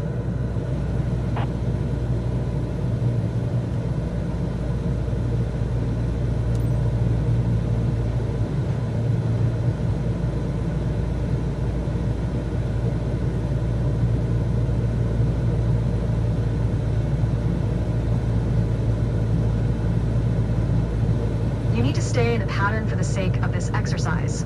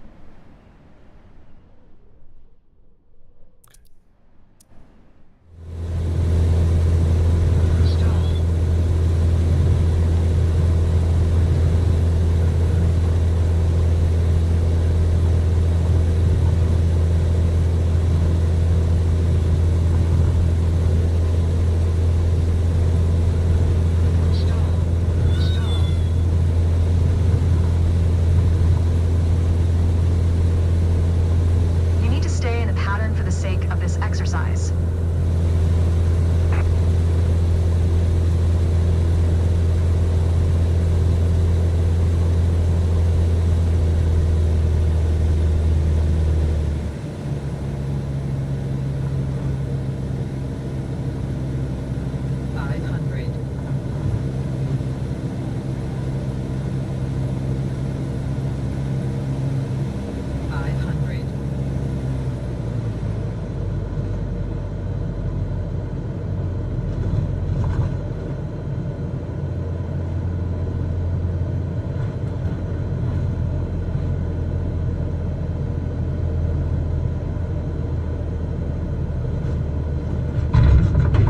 You need to stay in the pattern for the sake of this exercise.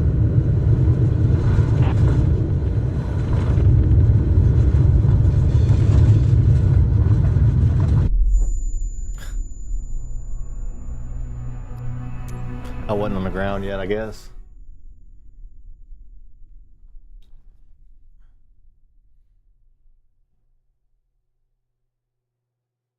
I'm getting it a little bit better, though. I understand now the flap thing. That's good.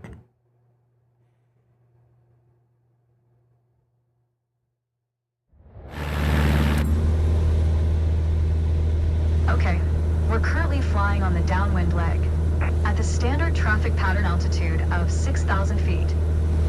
It's a flight path parallel to the landing runway, but in the opposite direction. In downwind, you want to start preparing for landing. That means setting your speed and flaps configuration. We are passing the end of the runway, so go ahead and reduce RPM to 1700. It will help you to slow you down to 80 knots and begin your descent. The flaps provide extra lift at the expense of additional drag. This extra lift allows flying at a lower airspeed. Flaps allow for smoother and shorter landings. Go ahead and extend 10 degrees of flaps, all while maintaining current speed. We will turn to the base leg when the end of the runway is at a 45-degree angle behind us. You need to stay in the pattern for the sake of this exercise.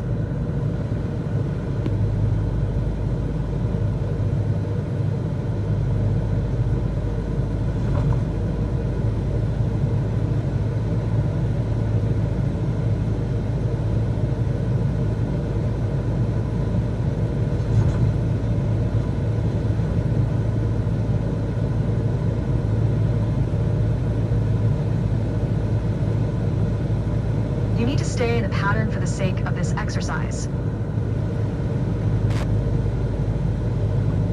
I understand.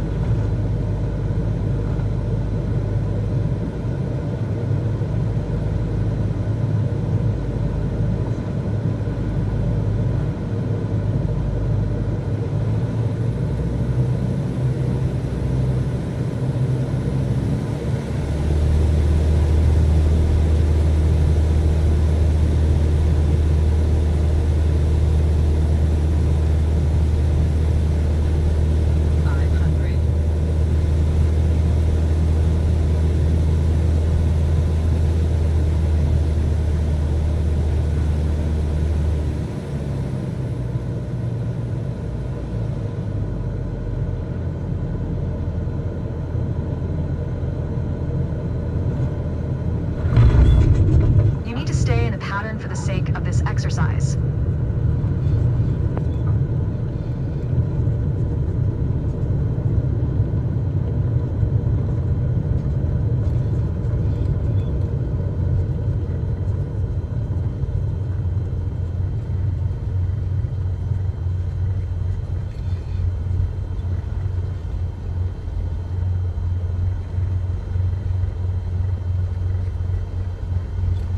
That didn't count?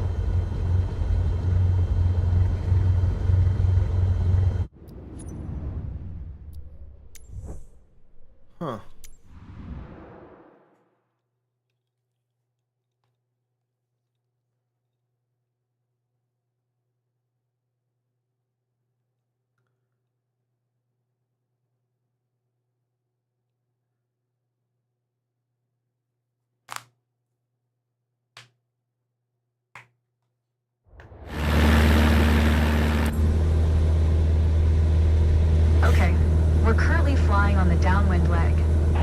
standard traffic pattern altitude of 6,000 feet.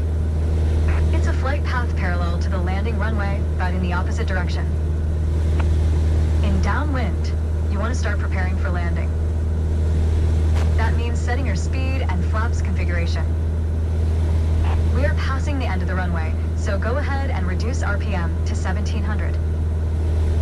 It will help you to slow you down to 80 knots and begin your descent. The flaps provide extra lift at the expense of additional drag. This extra lift allows flying at a lower airspeed. Flaps allow for smoother and shorter landings.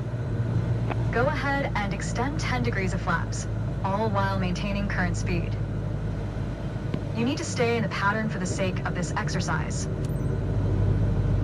We will turn to the base leg when the end of the runway is at a 45-degree angle behind us.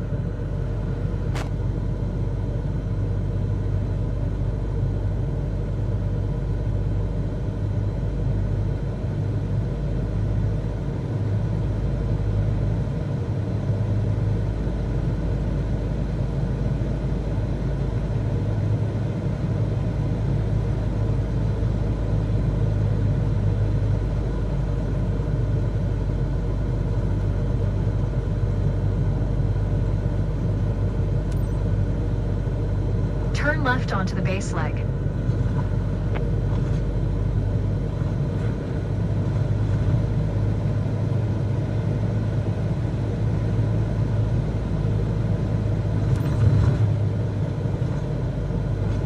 Stall. Try to keep our speed around 75 knots. Keep an eye on the runway as we get ready for our final turn.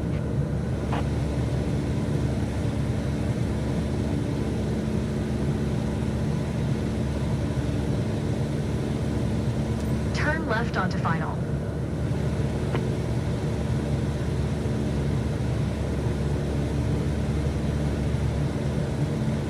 Make your left turn onto final.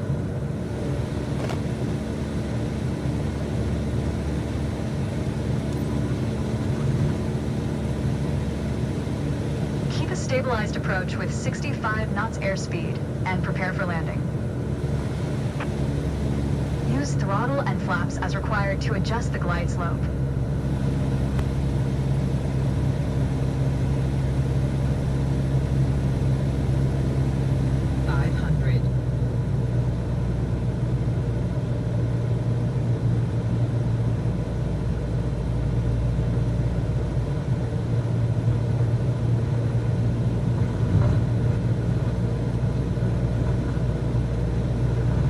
Stall. You need to stay in the pattern for the sake of this exercise. Keep a stabilized approach with 65 knots airspeed and prepare for landing. Use throttle and flaps as required to adjust the glide slope.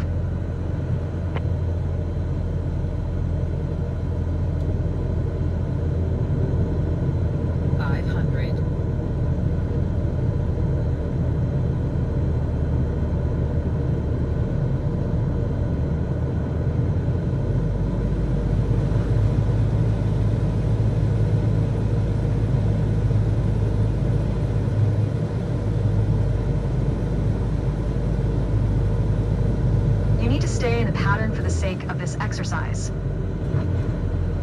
Keep a stabilized approach with 65 knots airspeed and prepare for landing. Use throttle and flaps as required to adjust the glide slope.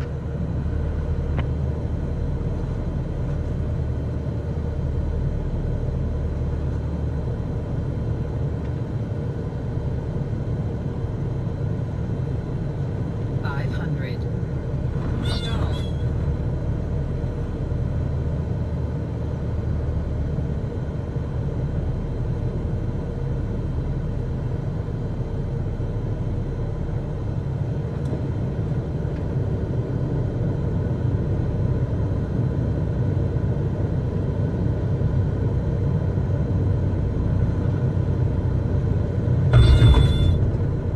Apply the brakes and stop the plane.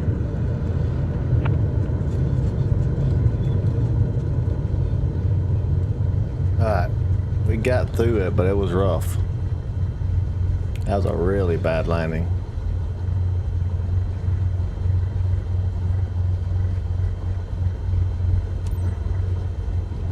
You followed the traffic pattern well. Good job. Not really. I kind of sucked at that one. Oh man, that was rough actually.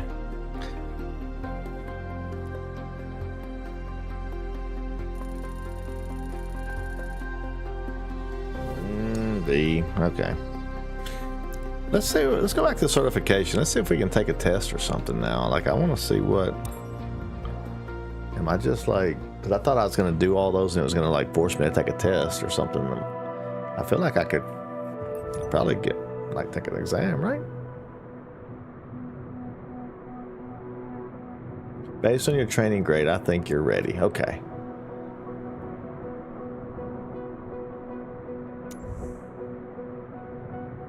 Wait.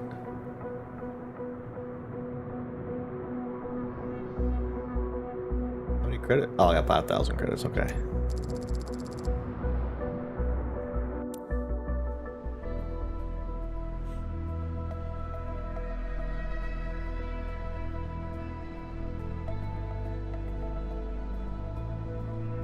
Okay, so I just take off, do a circle, come back down.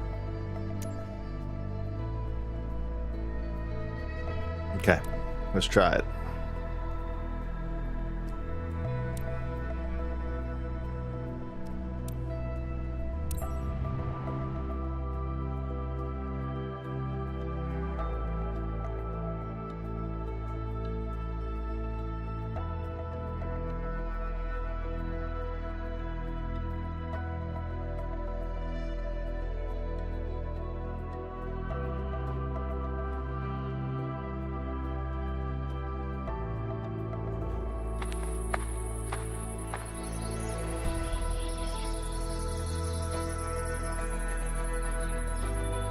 It's time. Your first ever check ride. Start by removing the covers and chocks, then join me inside.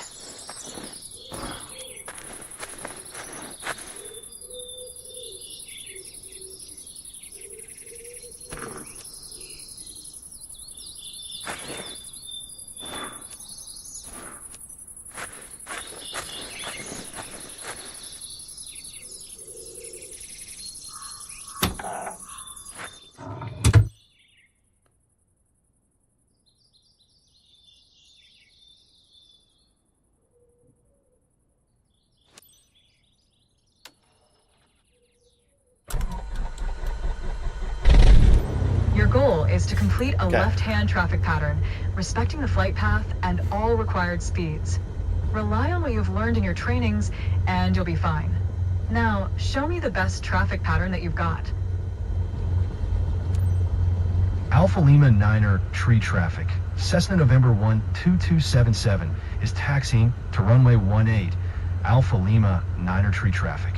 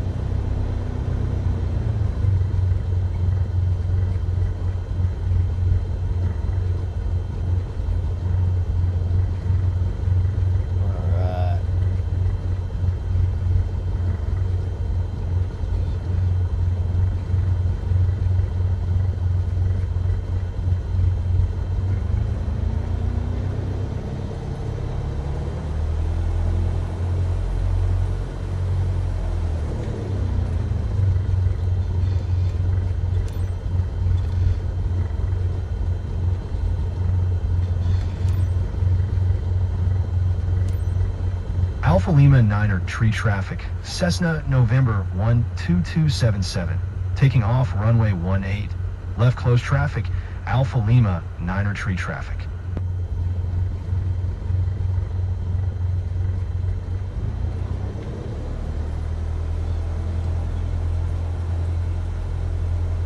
Alright. So we're gonna have the little blue thing. That's gonna be good. I guess. It's gonna be good.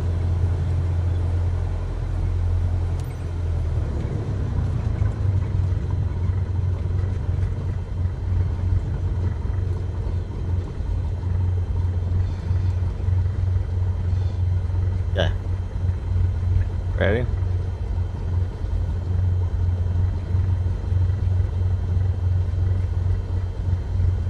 Oh wait, I'm still taxiing.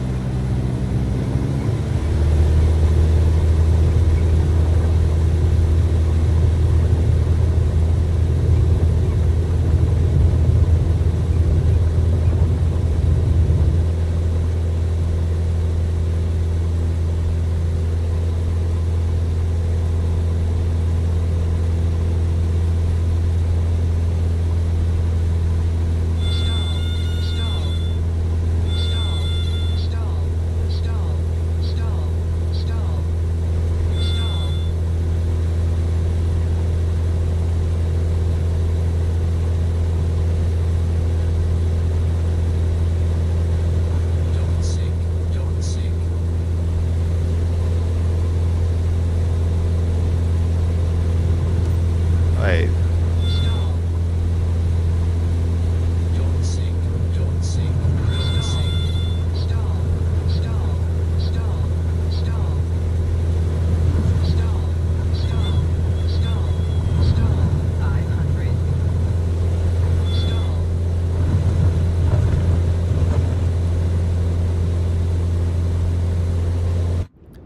Let's restart.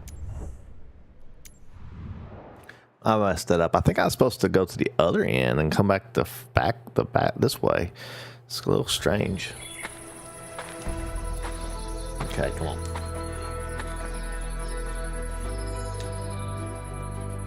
It's time. Your first ever check ride. Start by removing the covers and chocks, then join me inside.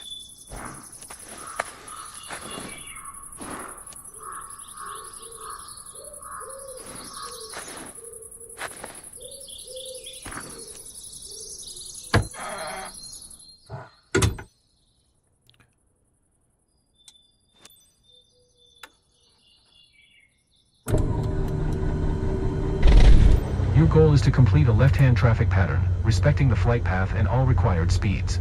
Rely on what you have learned in your trainings and you'll be fine. Now, show me the best traffic pattern that you've got. Alpha Lima 9er tree traffic. Cessna November 12277 is taxiing to runway 18. Alpha Lima 9er tree traffic.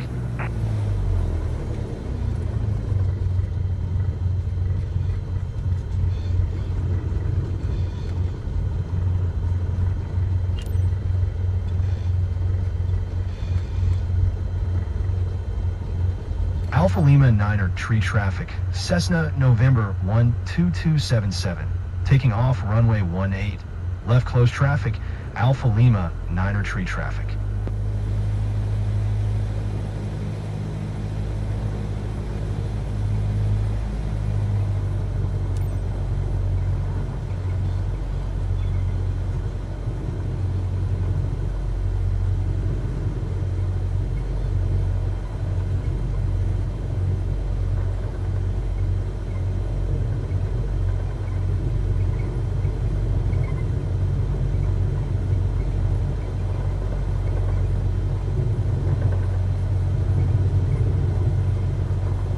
Alright, I think I just gotta go to the end of this runway.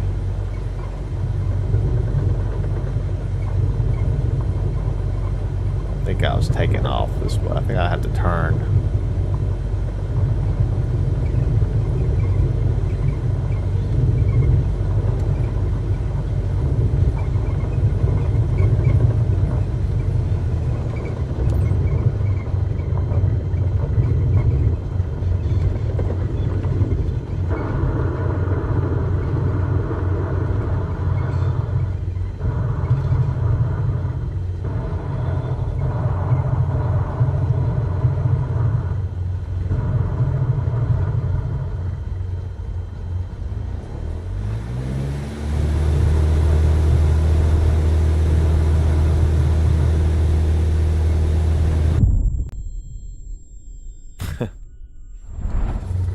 Okay.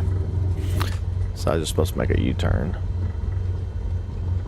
Alpha Lima 9er tree traffic. Cessna November 12277. Taking off runway 18. Left close traffic. Alpha Lima 9er tree traffic.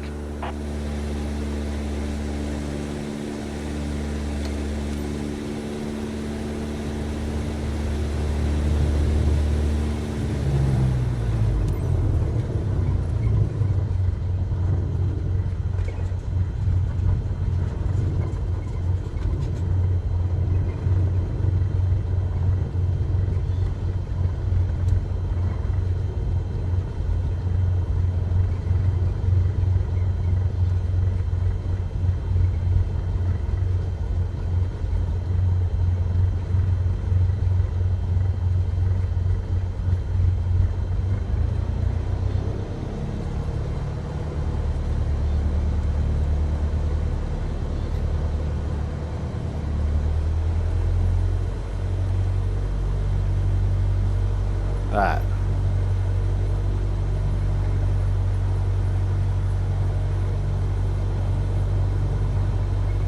Hopefully it'll be alright this time.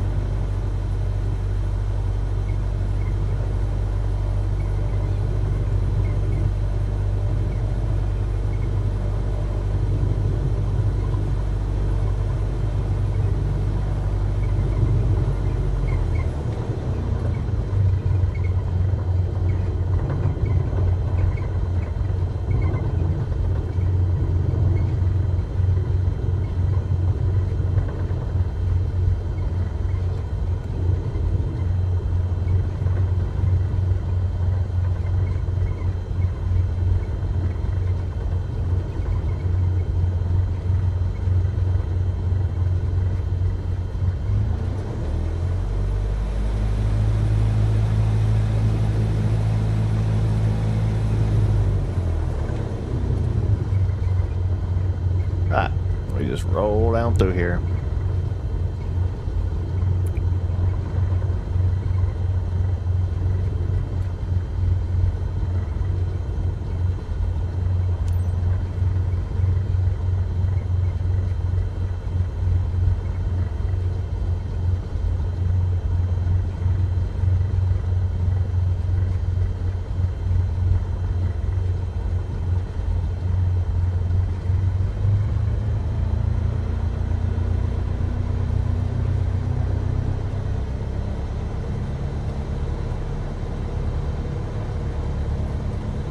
Well, I'm looking right out that right window. I just want to barely start moving. There we go.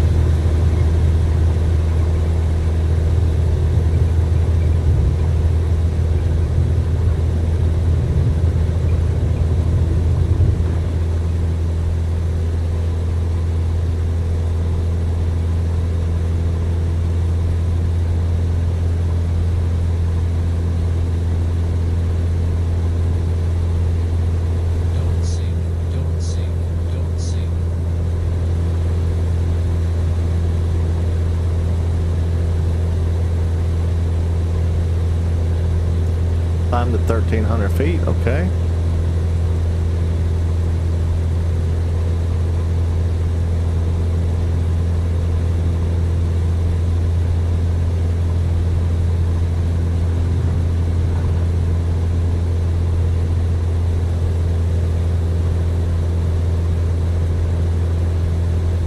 Don't sink, don't sink, don't sink, don't sink, don't sink, don't sink, don't sink, don't sink, don't sink, don't sink, don't sink, don't sink.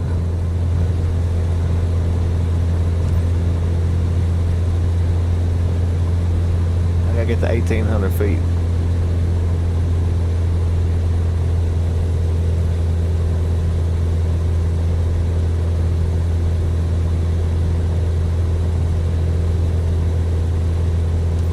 Okay.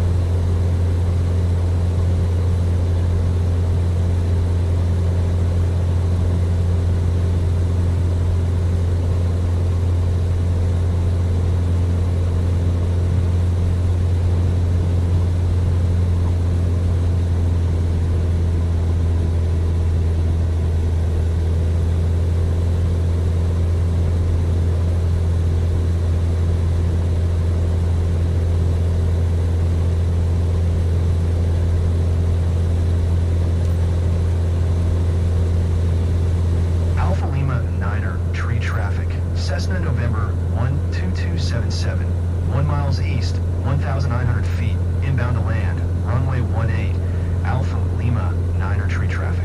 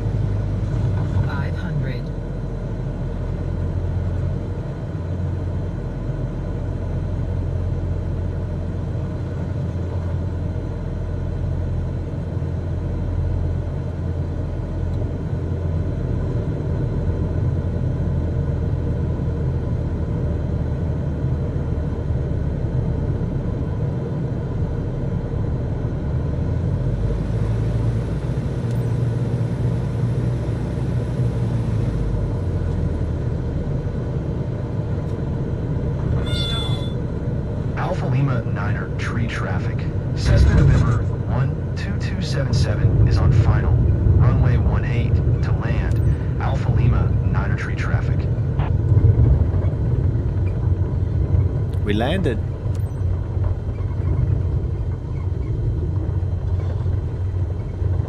Stop at hold start, okay?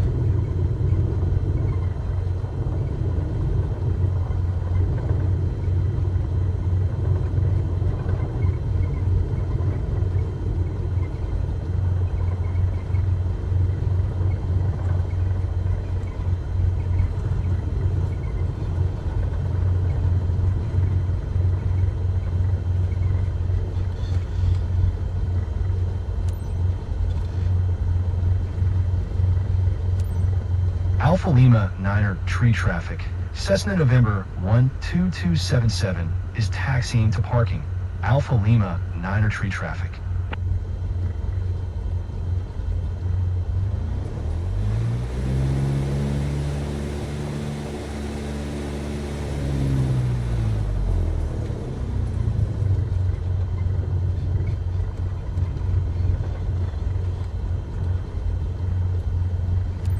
Perfect.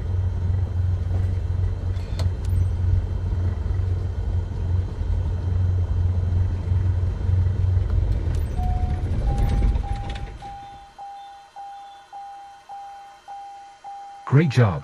There's always room for improvement, right? Yeah. I'm good though. I passed my pilot's exam. Nice.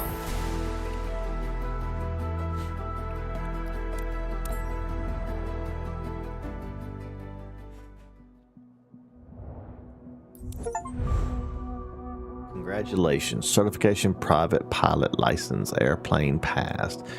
Allows you to fly a single engine airplane in good weather conditions and perform takeoffs and landings from land. Private pilots cannot fly aircraft for commercial purposes.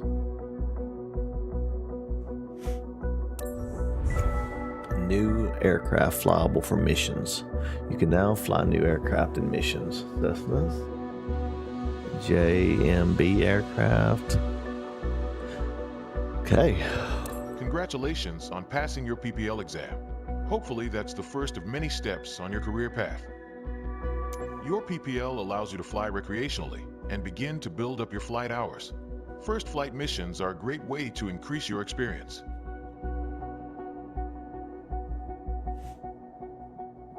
Let's go back to headquarters and review the specializations board to learn more.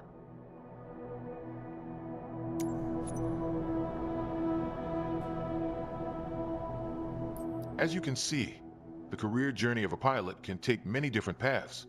As I said earlier, your PPL is the first step, allowing you to fly recreationally and perform first flight missions, taking people on tours around the local area.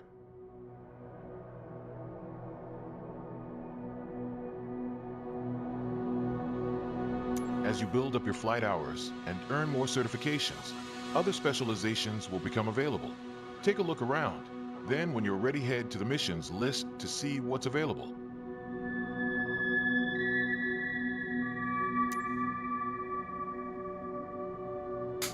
Okay, so did we do that one already? No, we didn't. It's green though. Last check mark. Okay. Oh no, I gotta do that one.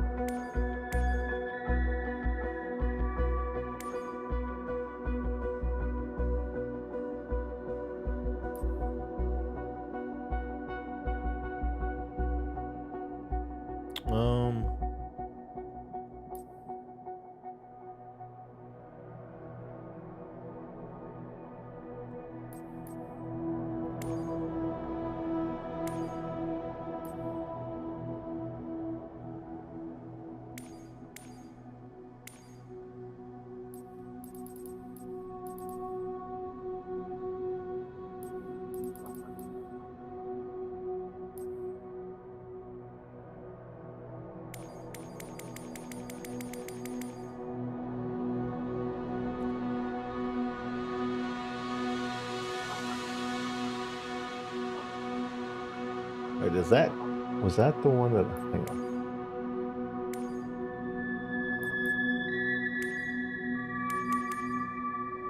And because I'm not level 3, I can't do this one maybe?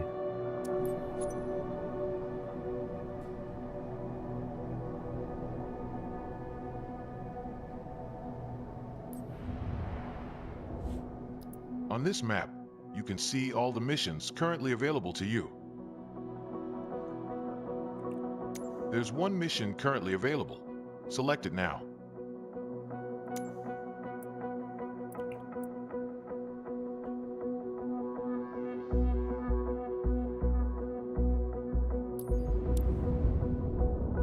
Alright.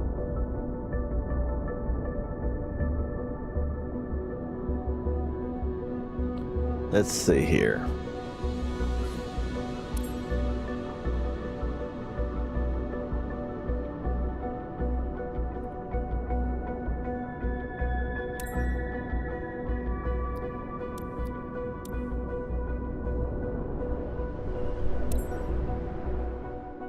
Cool. All right, our first flight mission.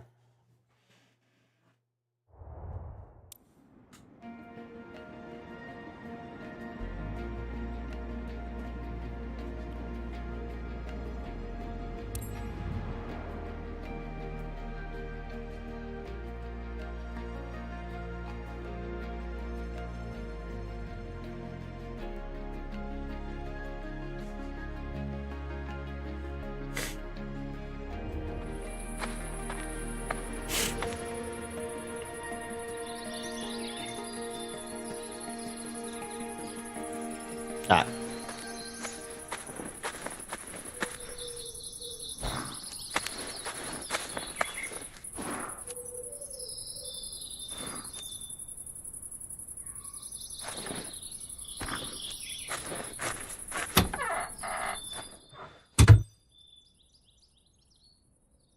Everything's ready, James. You can initiate boarding. Okay, on their way. All right, we got some passengers.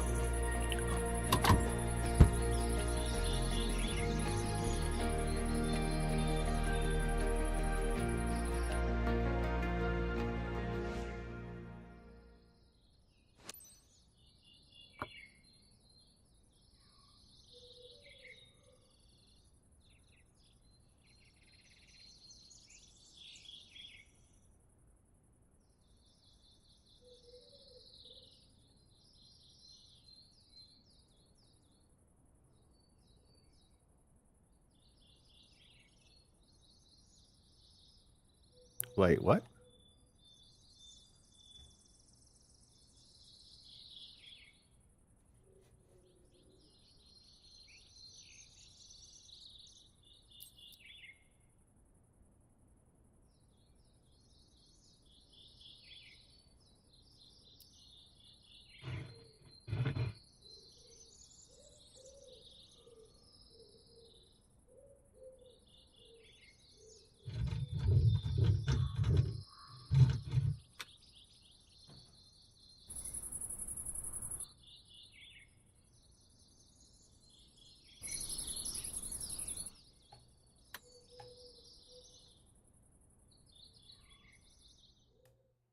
I don't know why it was acting crazy. We just skip that and go straight to the... Captain, if there's a day made for flying, this is it. Hey, Captain, meet Michael. He's keen on discovering the sights around Ardmore. He's one of our friends, so I'm counting on you to treat him well and show him around. By the way, he's got his father with him. Is everyone seated and have their seatbelts fastened? Excellent. You're good to go then. Captain, give it a shot.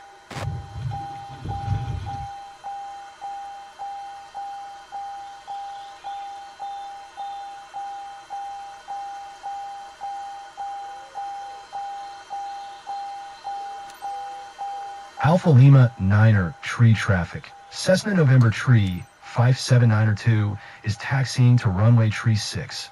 Alpha Lima 9er tree traffic.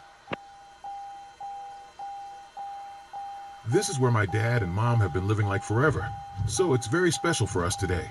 I'm Michael, by the way. Hey there, I'm Alex. It's so great hanging out with you today. By hanging out, I mean flying.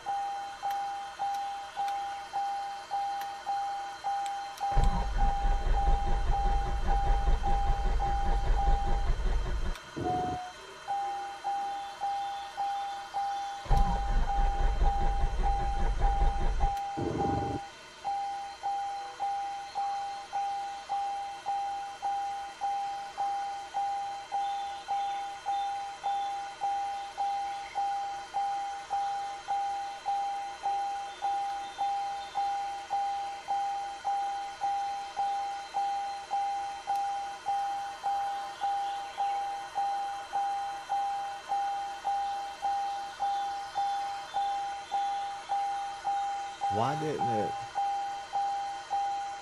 turn on though?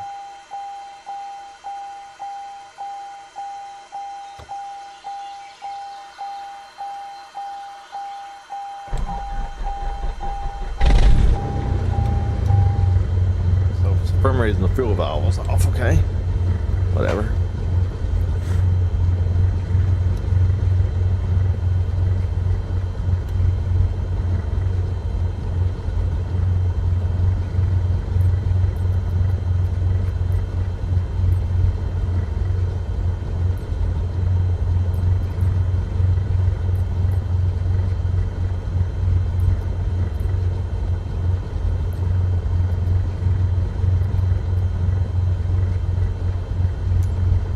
Alpha Lima 9er tree traffic. Cessna November tree 57902 is taxiing to runway tree 6.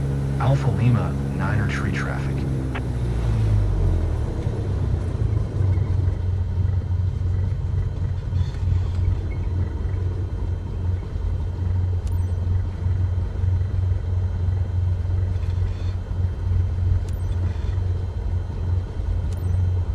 Alpha Lima 9er tree traffic. Cessna November tree 57902. Taking off runway tree 6, west departure. Alpha Lima 9er tree traffic. Special flight for me. I'm excited, but also kinda anxious. Hope that's normal.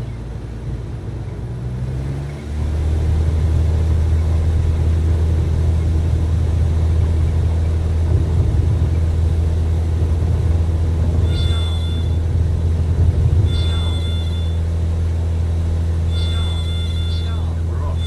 This is insane.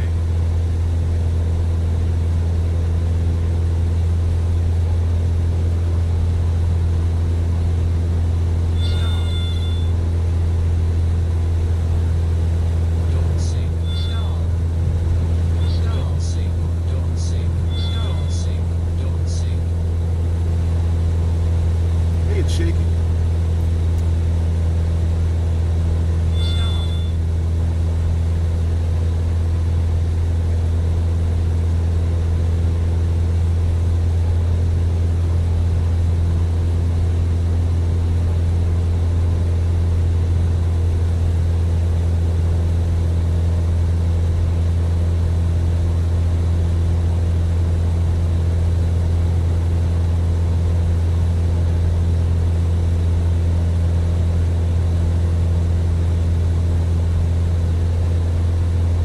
There we go.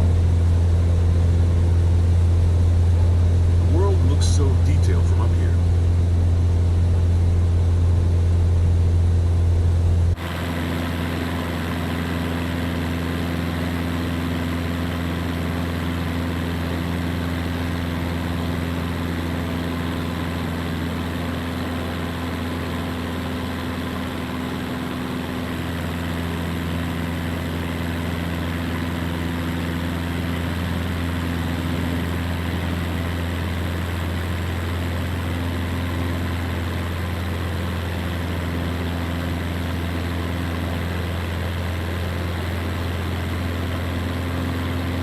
Mike, even better than you thought, right? Our pilot is giving us the VIP treatment. It's such a great moment. I'll let you take it all in. We'll catch up afterwards.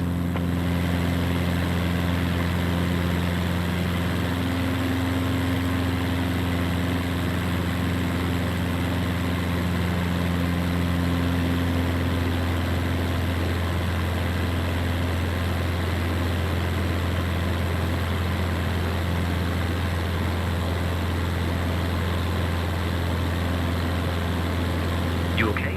Not scared? I'm too excited to be scared.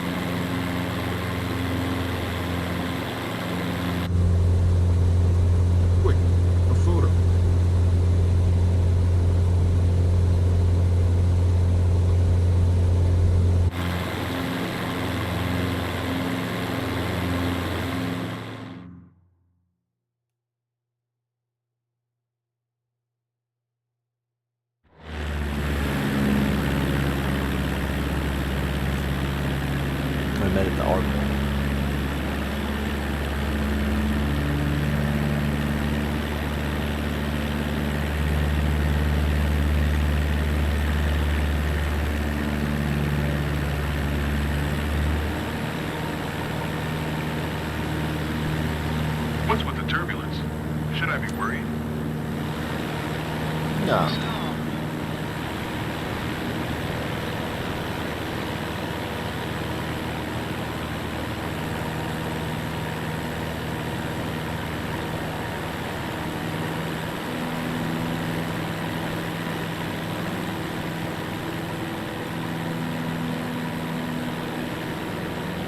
We're flying too fast. I didn't have time to see everything.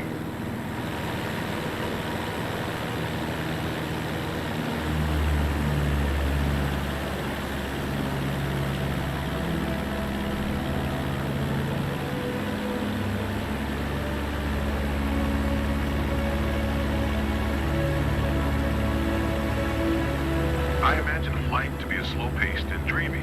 Guess I was wrong.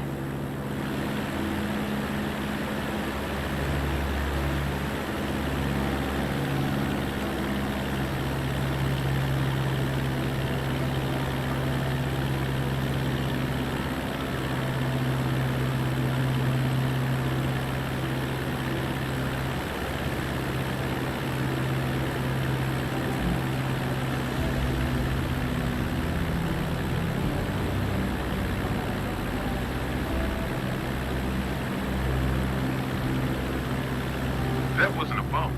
Felt like the wing was coming off.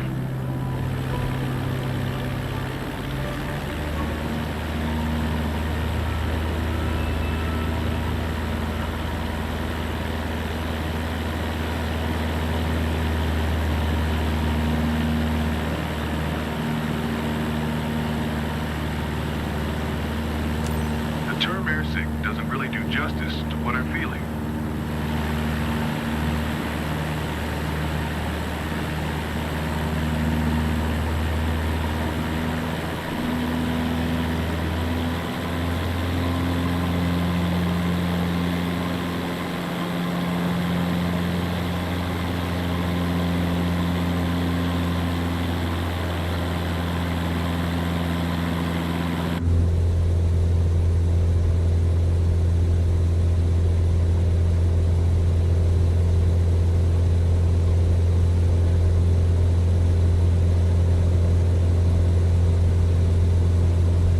Nautical miles, is that what it is?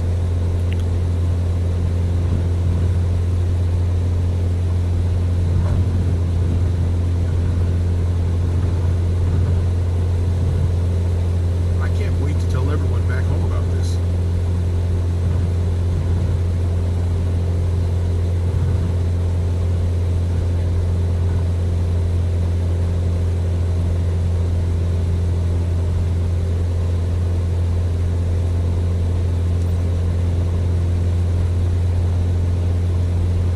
Alright.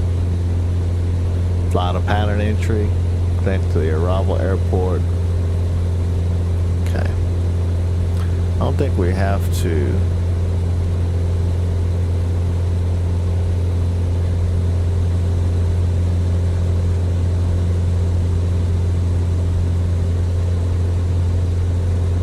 Can you make the turbulence stop?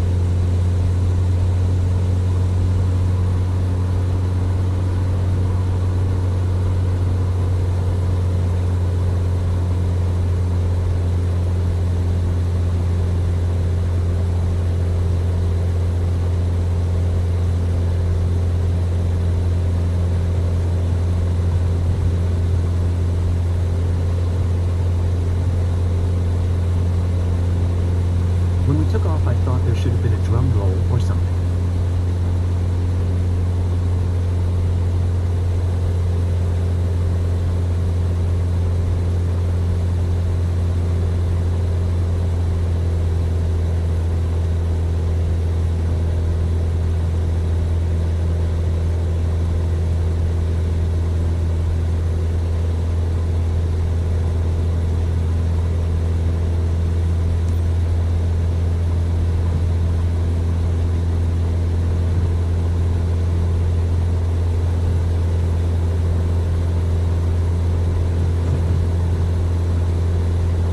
Alpha Lima 9er, tree traffic. Cessna November, tree 57902, 4 miles northwest, 1,600 feet, inbound to land. Runway tree 6, Alpha Lima 9er, tree traffic.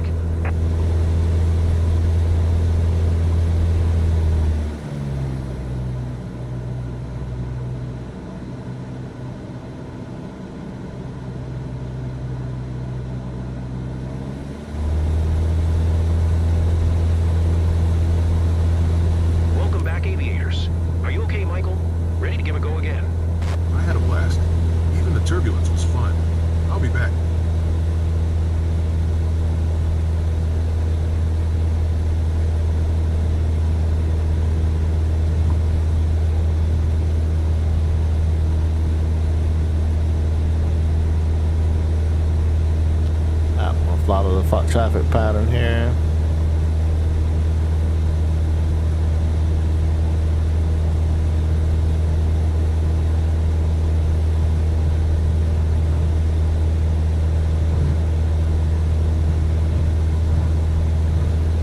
What was that? Are we going down? No, we're not going down.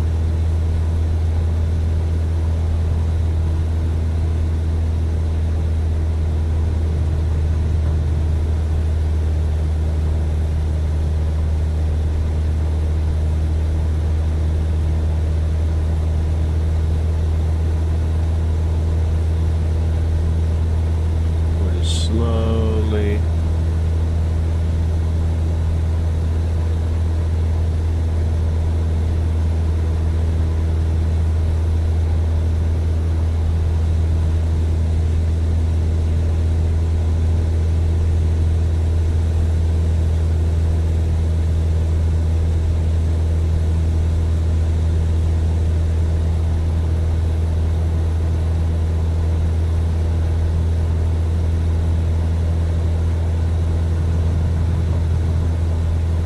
I can't take it anymore. Enough with the bumps, please.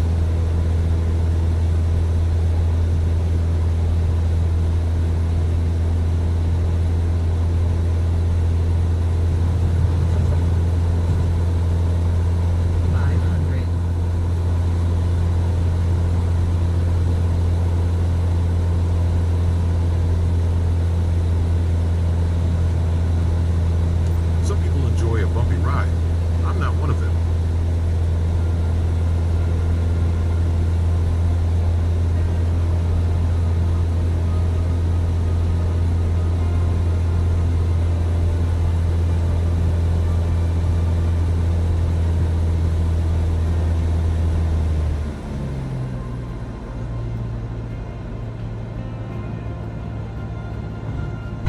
Air sickness is not.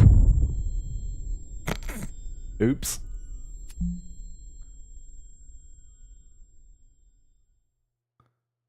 Welcome back, aviators. Are you okay, Michael? Ready to give a go again? Yeah, Quite sorry. sure right now. I need to recover first, I guess. Don't sink, don't sink, don't sink, don't sink, don't sink, don't sink, don't sink, don't sink, don't sink, don't sink, don't sink, don't sink, don't sink, don't sink, don't sink, don't sink, don't sink, don't sink, don't sink, don't Alpha Lima 9er tree traffic. Cessna November tree 5792 is on final. Runway tree 6 to land. Alpha Lima 9er tree traffic.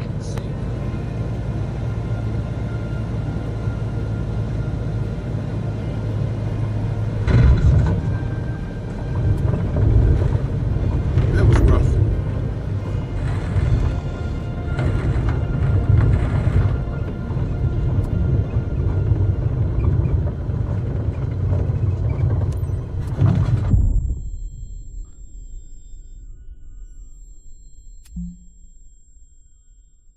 I didn't pull the landing gear out or something. Missed a chance to show these people a different side of their own region, huh? We can do better, I'm sure of it.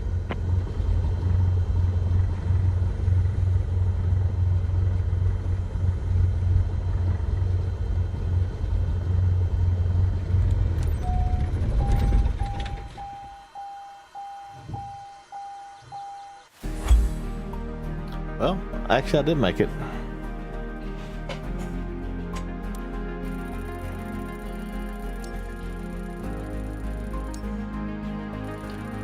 Horribly, though.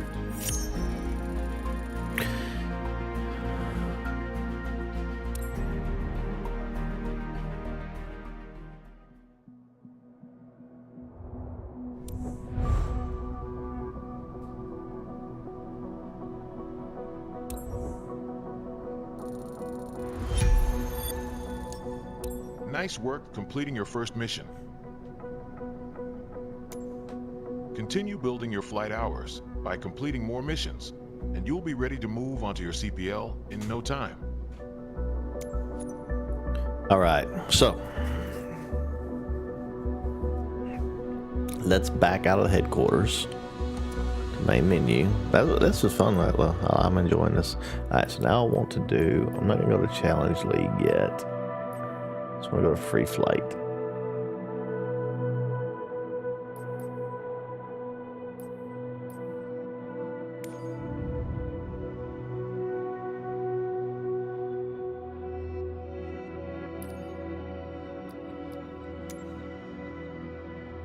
I do,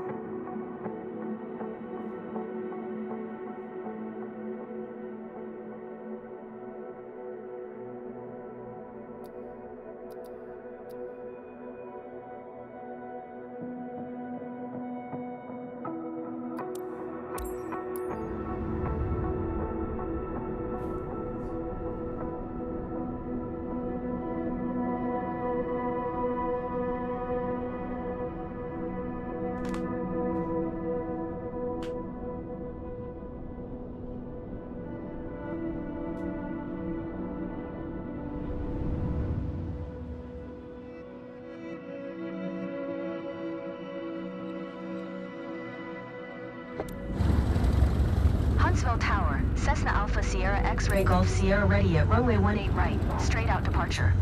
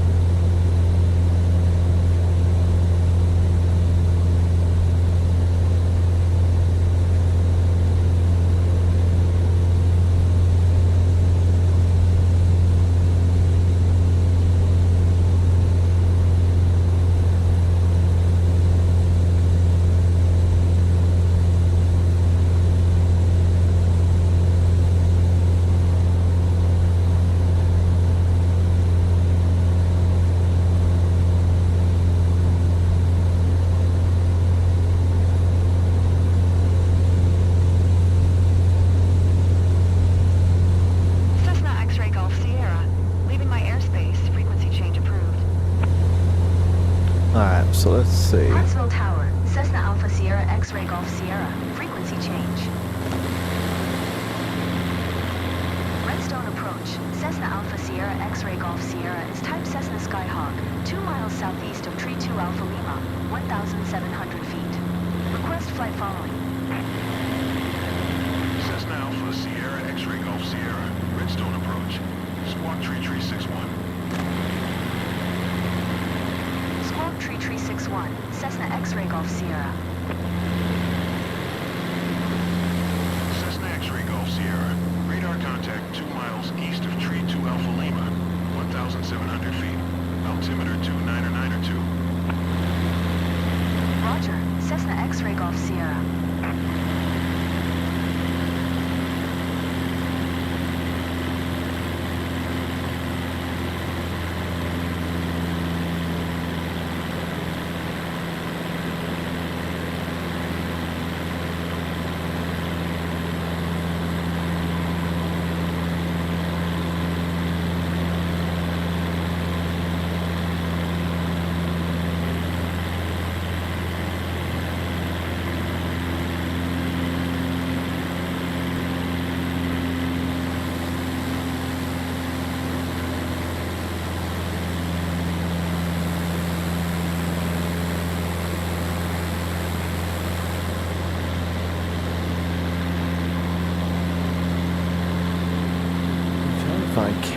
Wait a minute.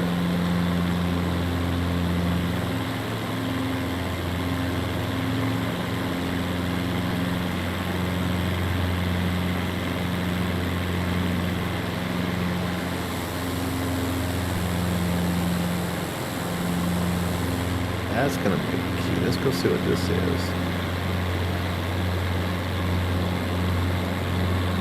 Because this is the key over here. Whatever this is. I'm trying to find like where I live, by the way.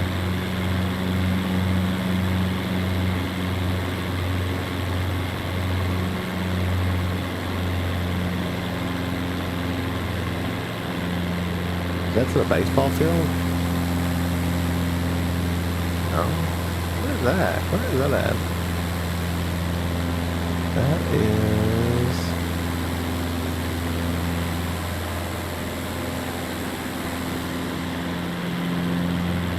Let's see what this intersection is.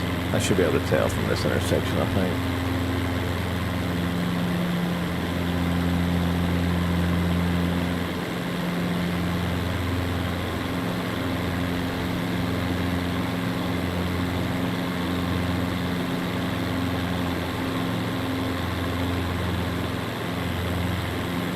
Wait, that's Research Park?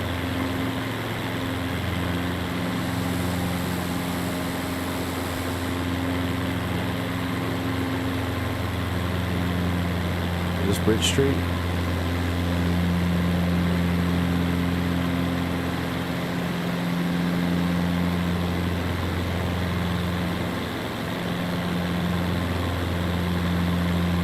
Okay, so if that's Bridge Street, I need to go west.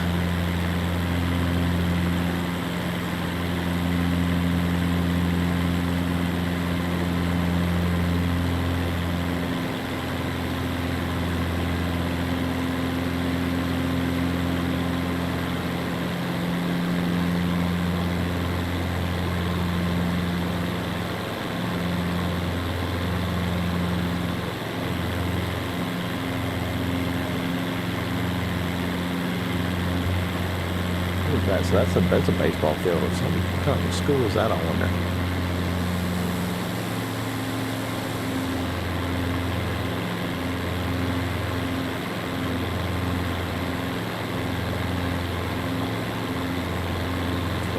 feet, not 1,500 feet, sorry. Airspeed is 125 knots.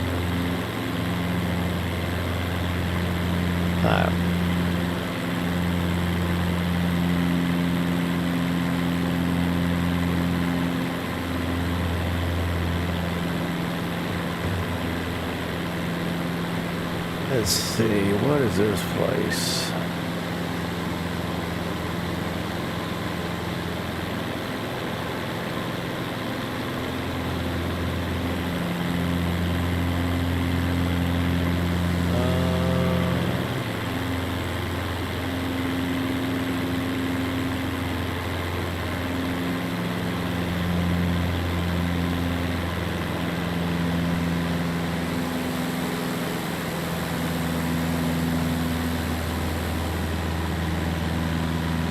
Maybe was the church there? No. Okay, so that's probably Bob Jones, or maybe that was County Line. That could have been James Clemens. Cessna X-ray Golf, Sierra contact approach on 125.6. Good day. This must be Huntsville. I bet this is Huntsville Brown's Ferry right here.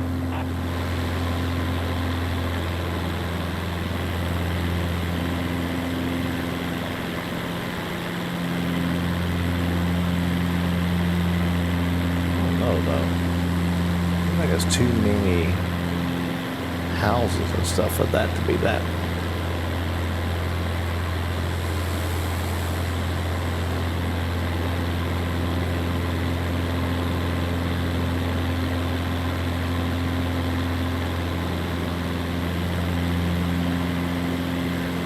No, wait, this has got to be County Line Road right there. That was a big old road. So I think the previous one was that was Bob Jones and stuff. That's probably County Line.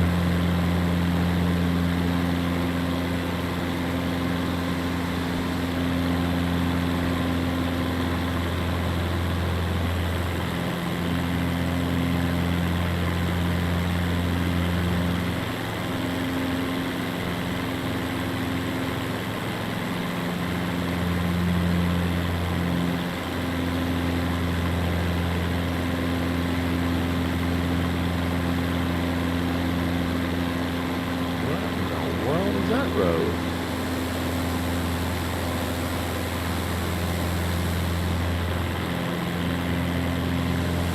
Where am I at? Redstone approach. Cessna Alpha Sierra X-ray Golf Sierra. 1,500 feet. Cessna Alpha, Sierra X-ray Golf Sierra. Redstone approach. Altimeter 2992. Radar contact. Continue.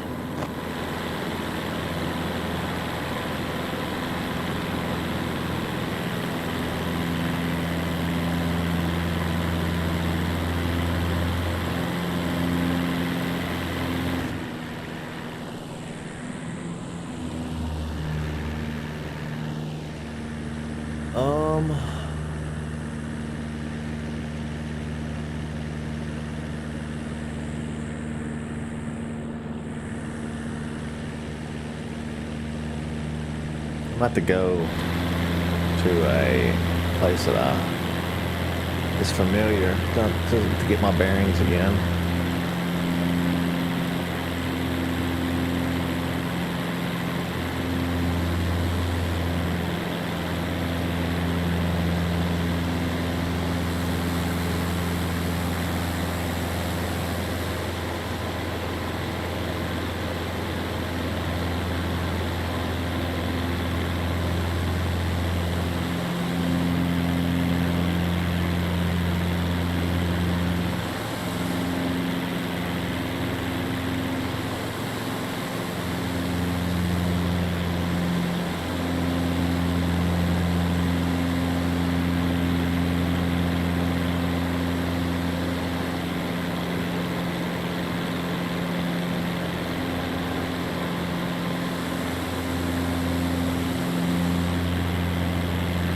I'm about to go over there and see what this is over here.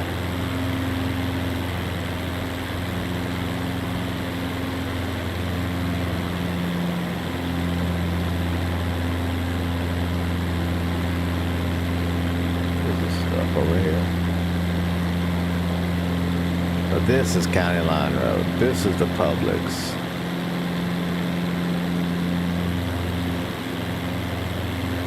Right?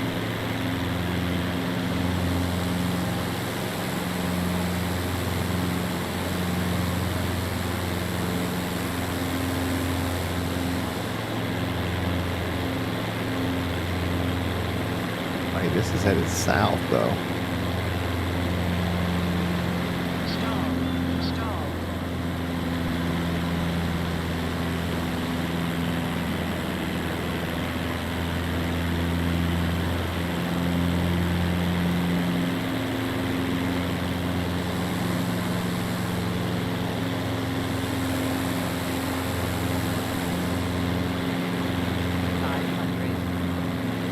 what kind of massive...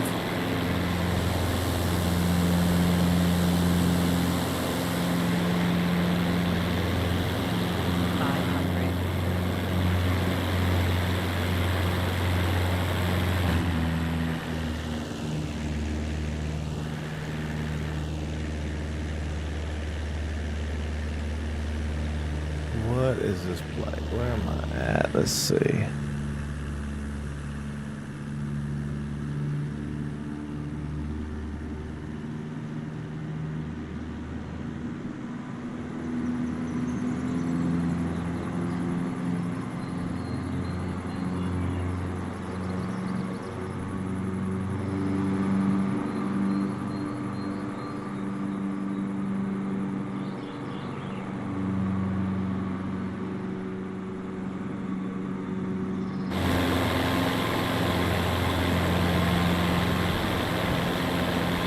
Yeah, I'm gonna follow this road and see where this road goes.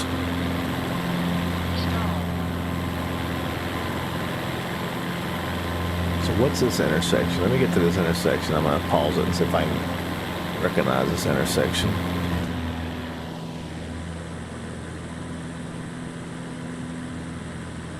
It's a massive intersection. That's 72?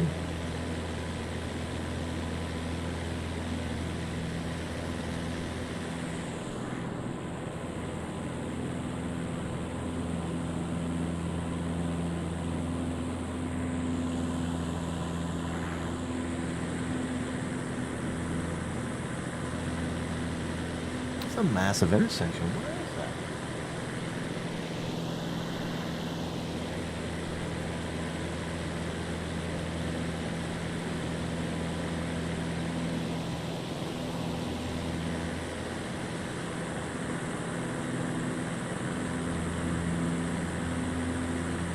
That's some kind of doctor's office right there. What would that be at?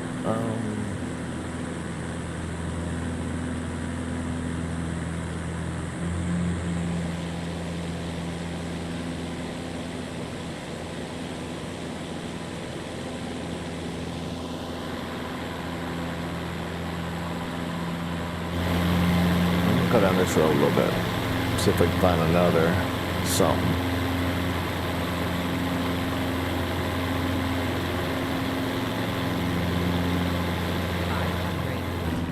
Here's another intersection. What is this intersection for?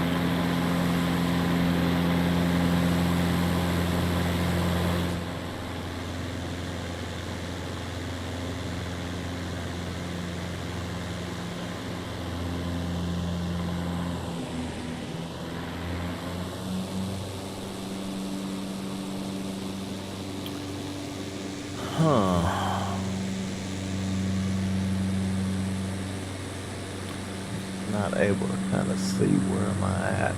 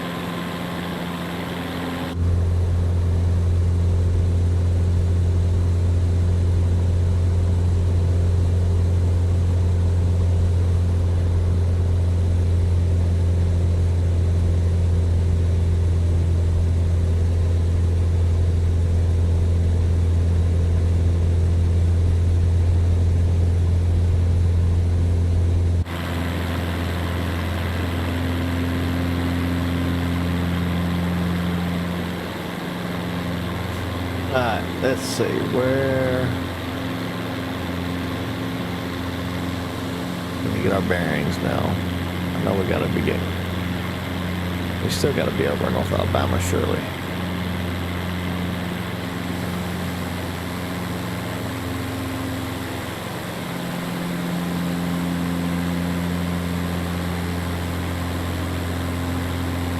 Cessna X-ray Golf, Sierra contact approach on 125.6. Good day. Going to 125.6, Cessna X-ray Golf Sierra. I'm gonna restart. Because I need to get my bearings. Know which side I'm taking off on and all that stuff.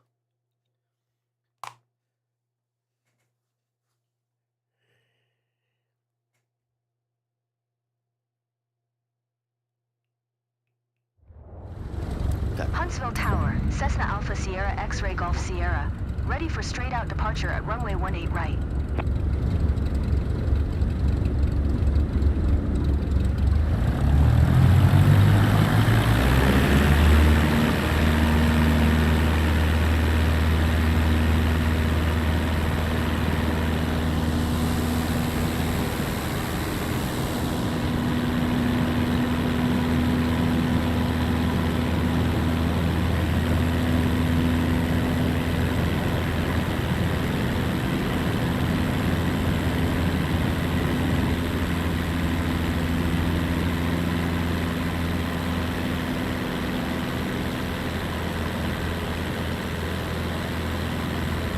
Don't sink. Stall.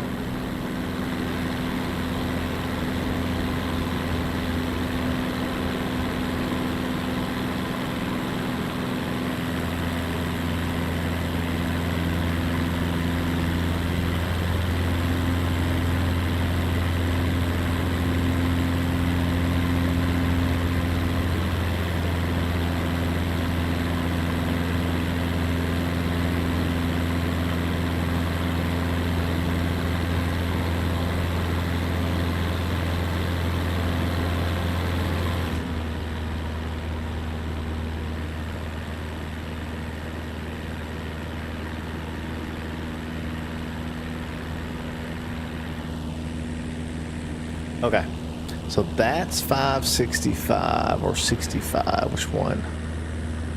So this one, so that's the airport still. So that's gotta be 565 and county line.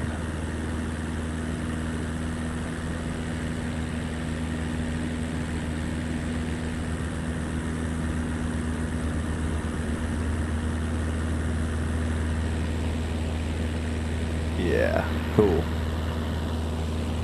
Alright. I got my bearings.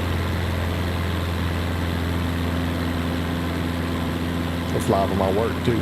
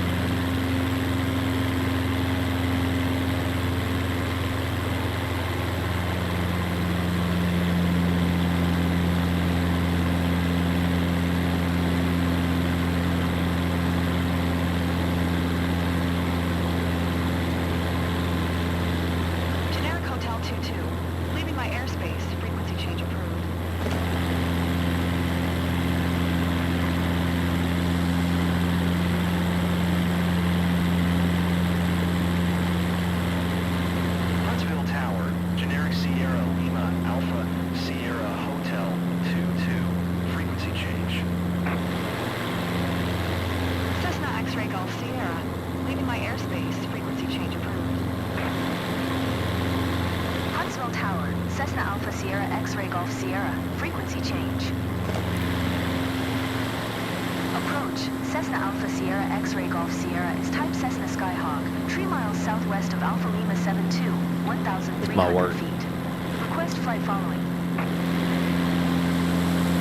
Cessna Alpha Sierra X-ray Golf Sierra. Approach. Squawk 046 tree. Generic Hotel 22. Traffic is 10 o'clock, 4 miles at 1,300 feet. Cessna Skyhawk. Report them in sight. Squawk 046 tree. Cessna X-ray Golf Sierra. Cessna X-ray Golf Sierra. Radar contact 4 miles west of Alpha Lima 72, 1,500 feet. Altimeter 29er 2. Roger. Cessna X-ray Golf Sierra.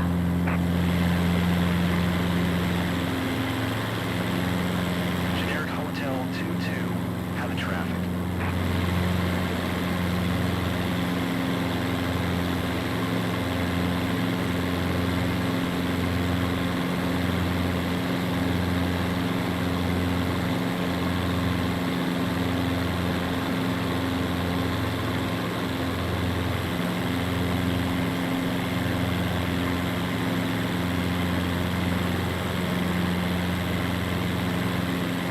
I think I was just flying around Huntsville. I thought I was, cause I turned left. I think I flew out toward, yeah, like, I wasn't even close. Oh wow, they don't even have the updated road. Wow, there's a whole road missing. That one up there is like finished.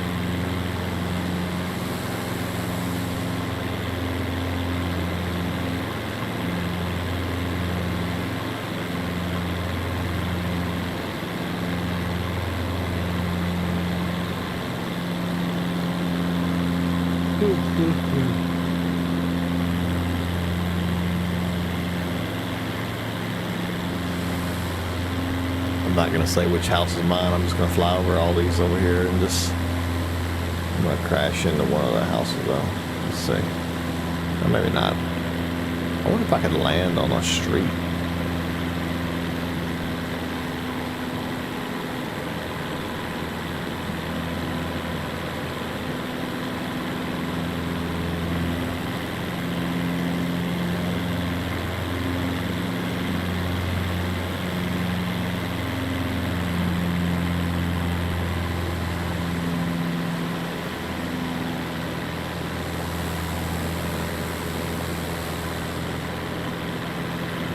It looks strange because it's old. It's not.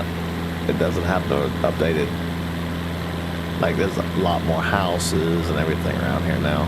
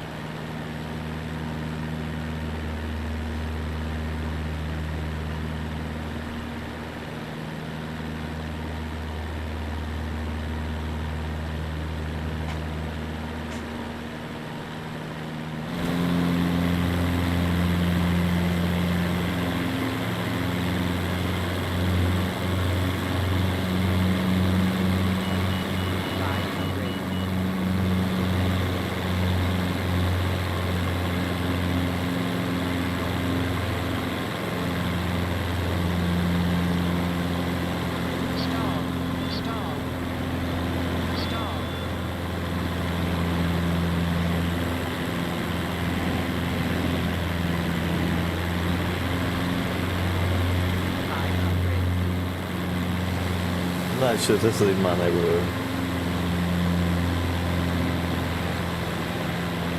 I'm flying too fast, I can't tell. And then the houses are different now because, but it is, I see.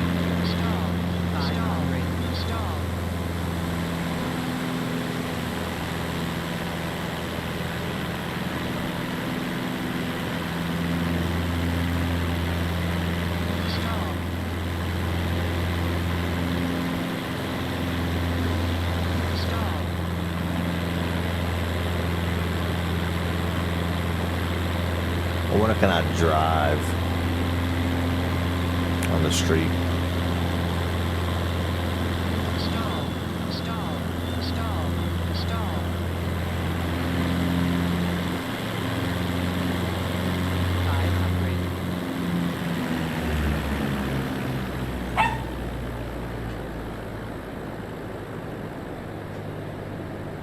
Stall.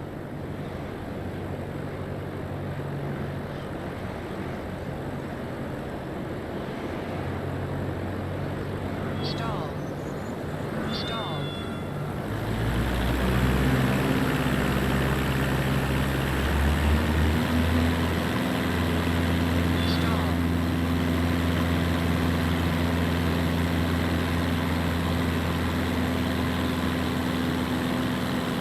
Stall.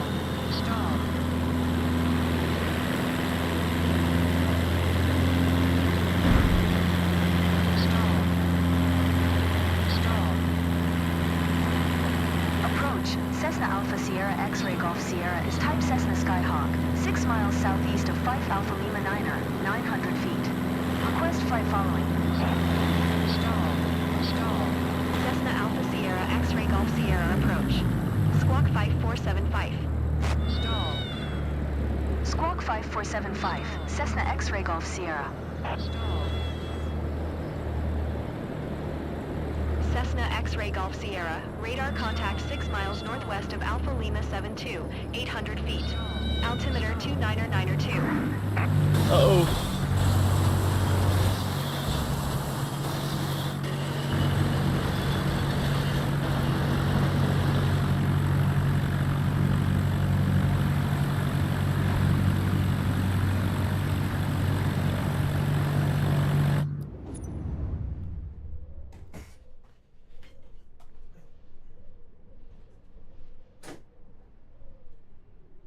Huh?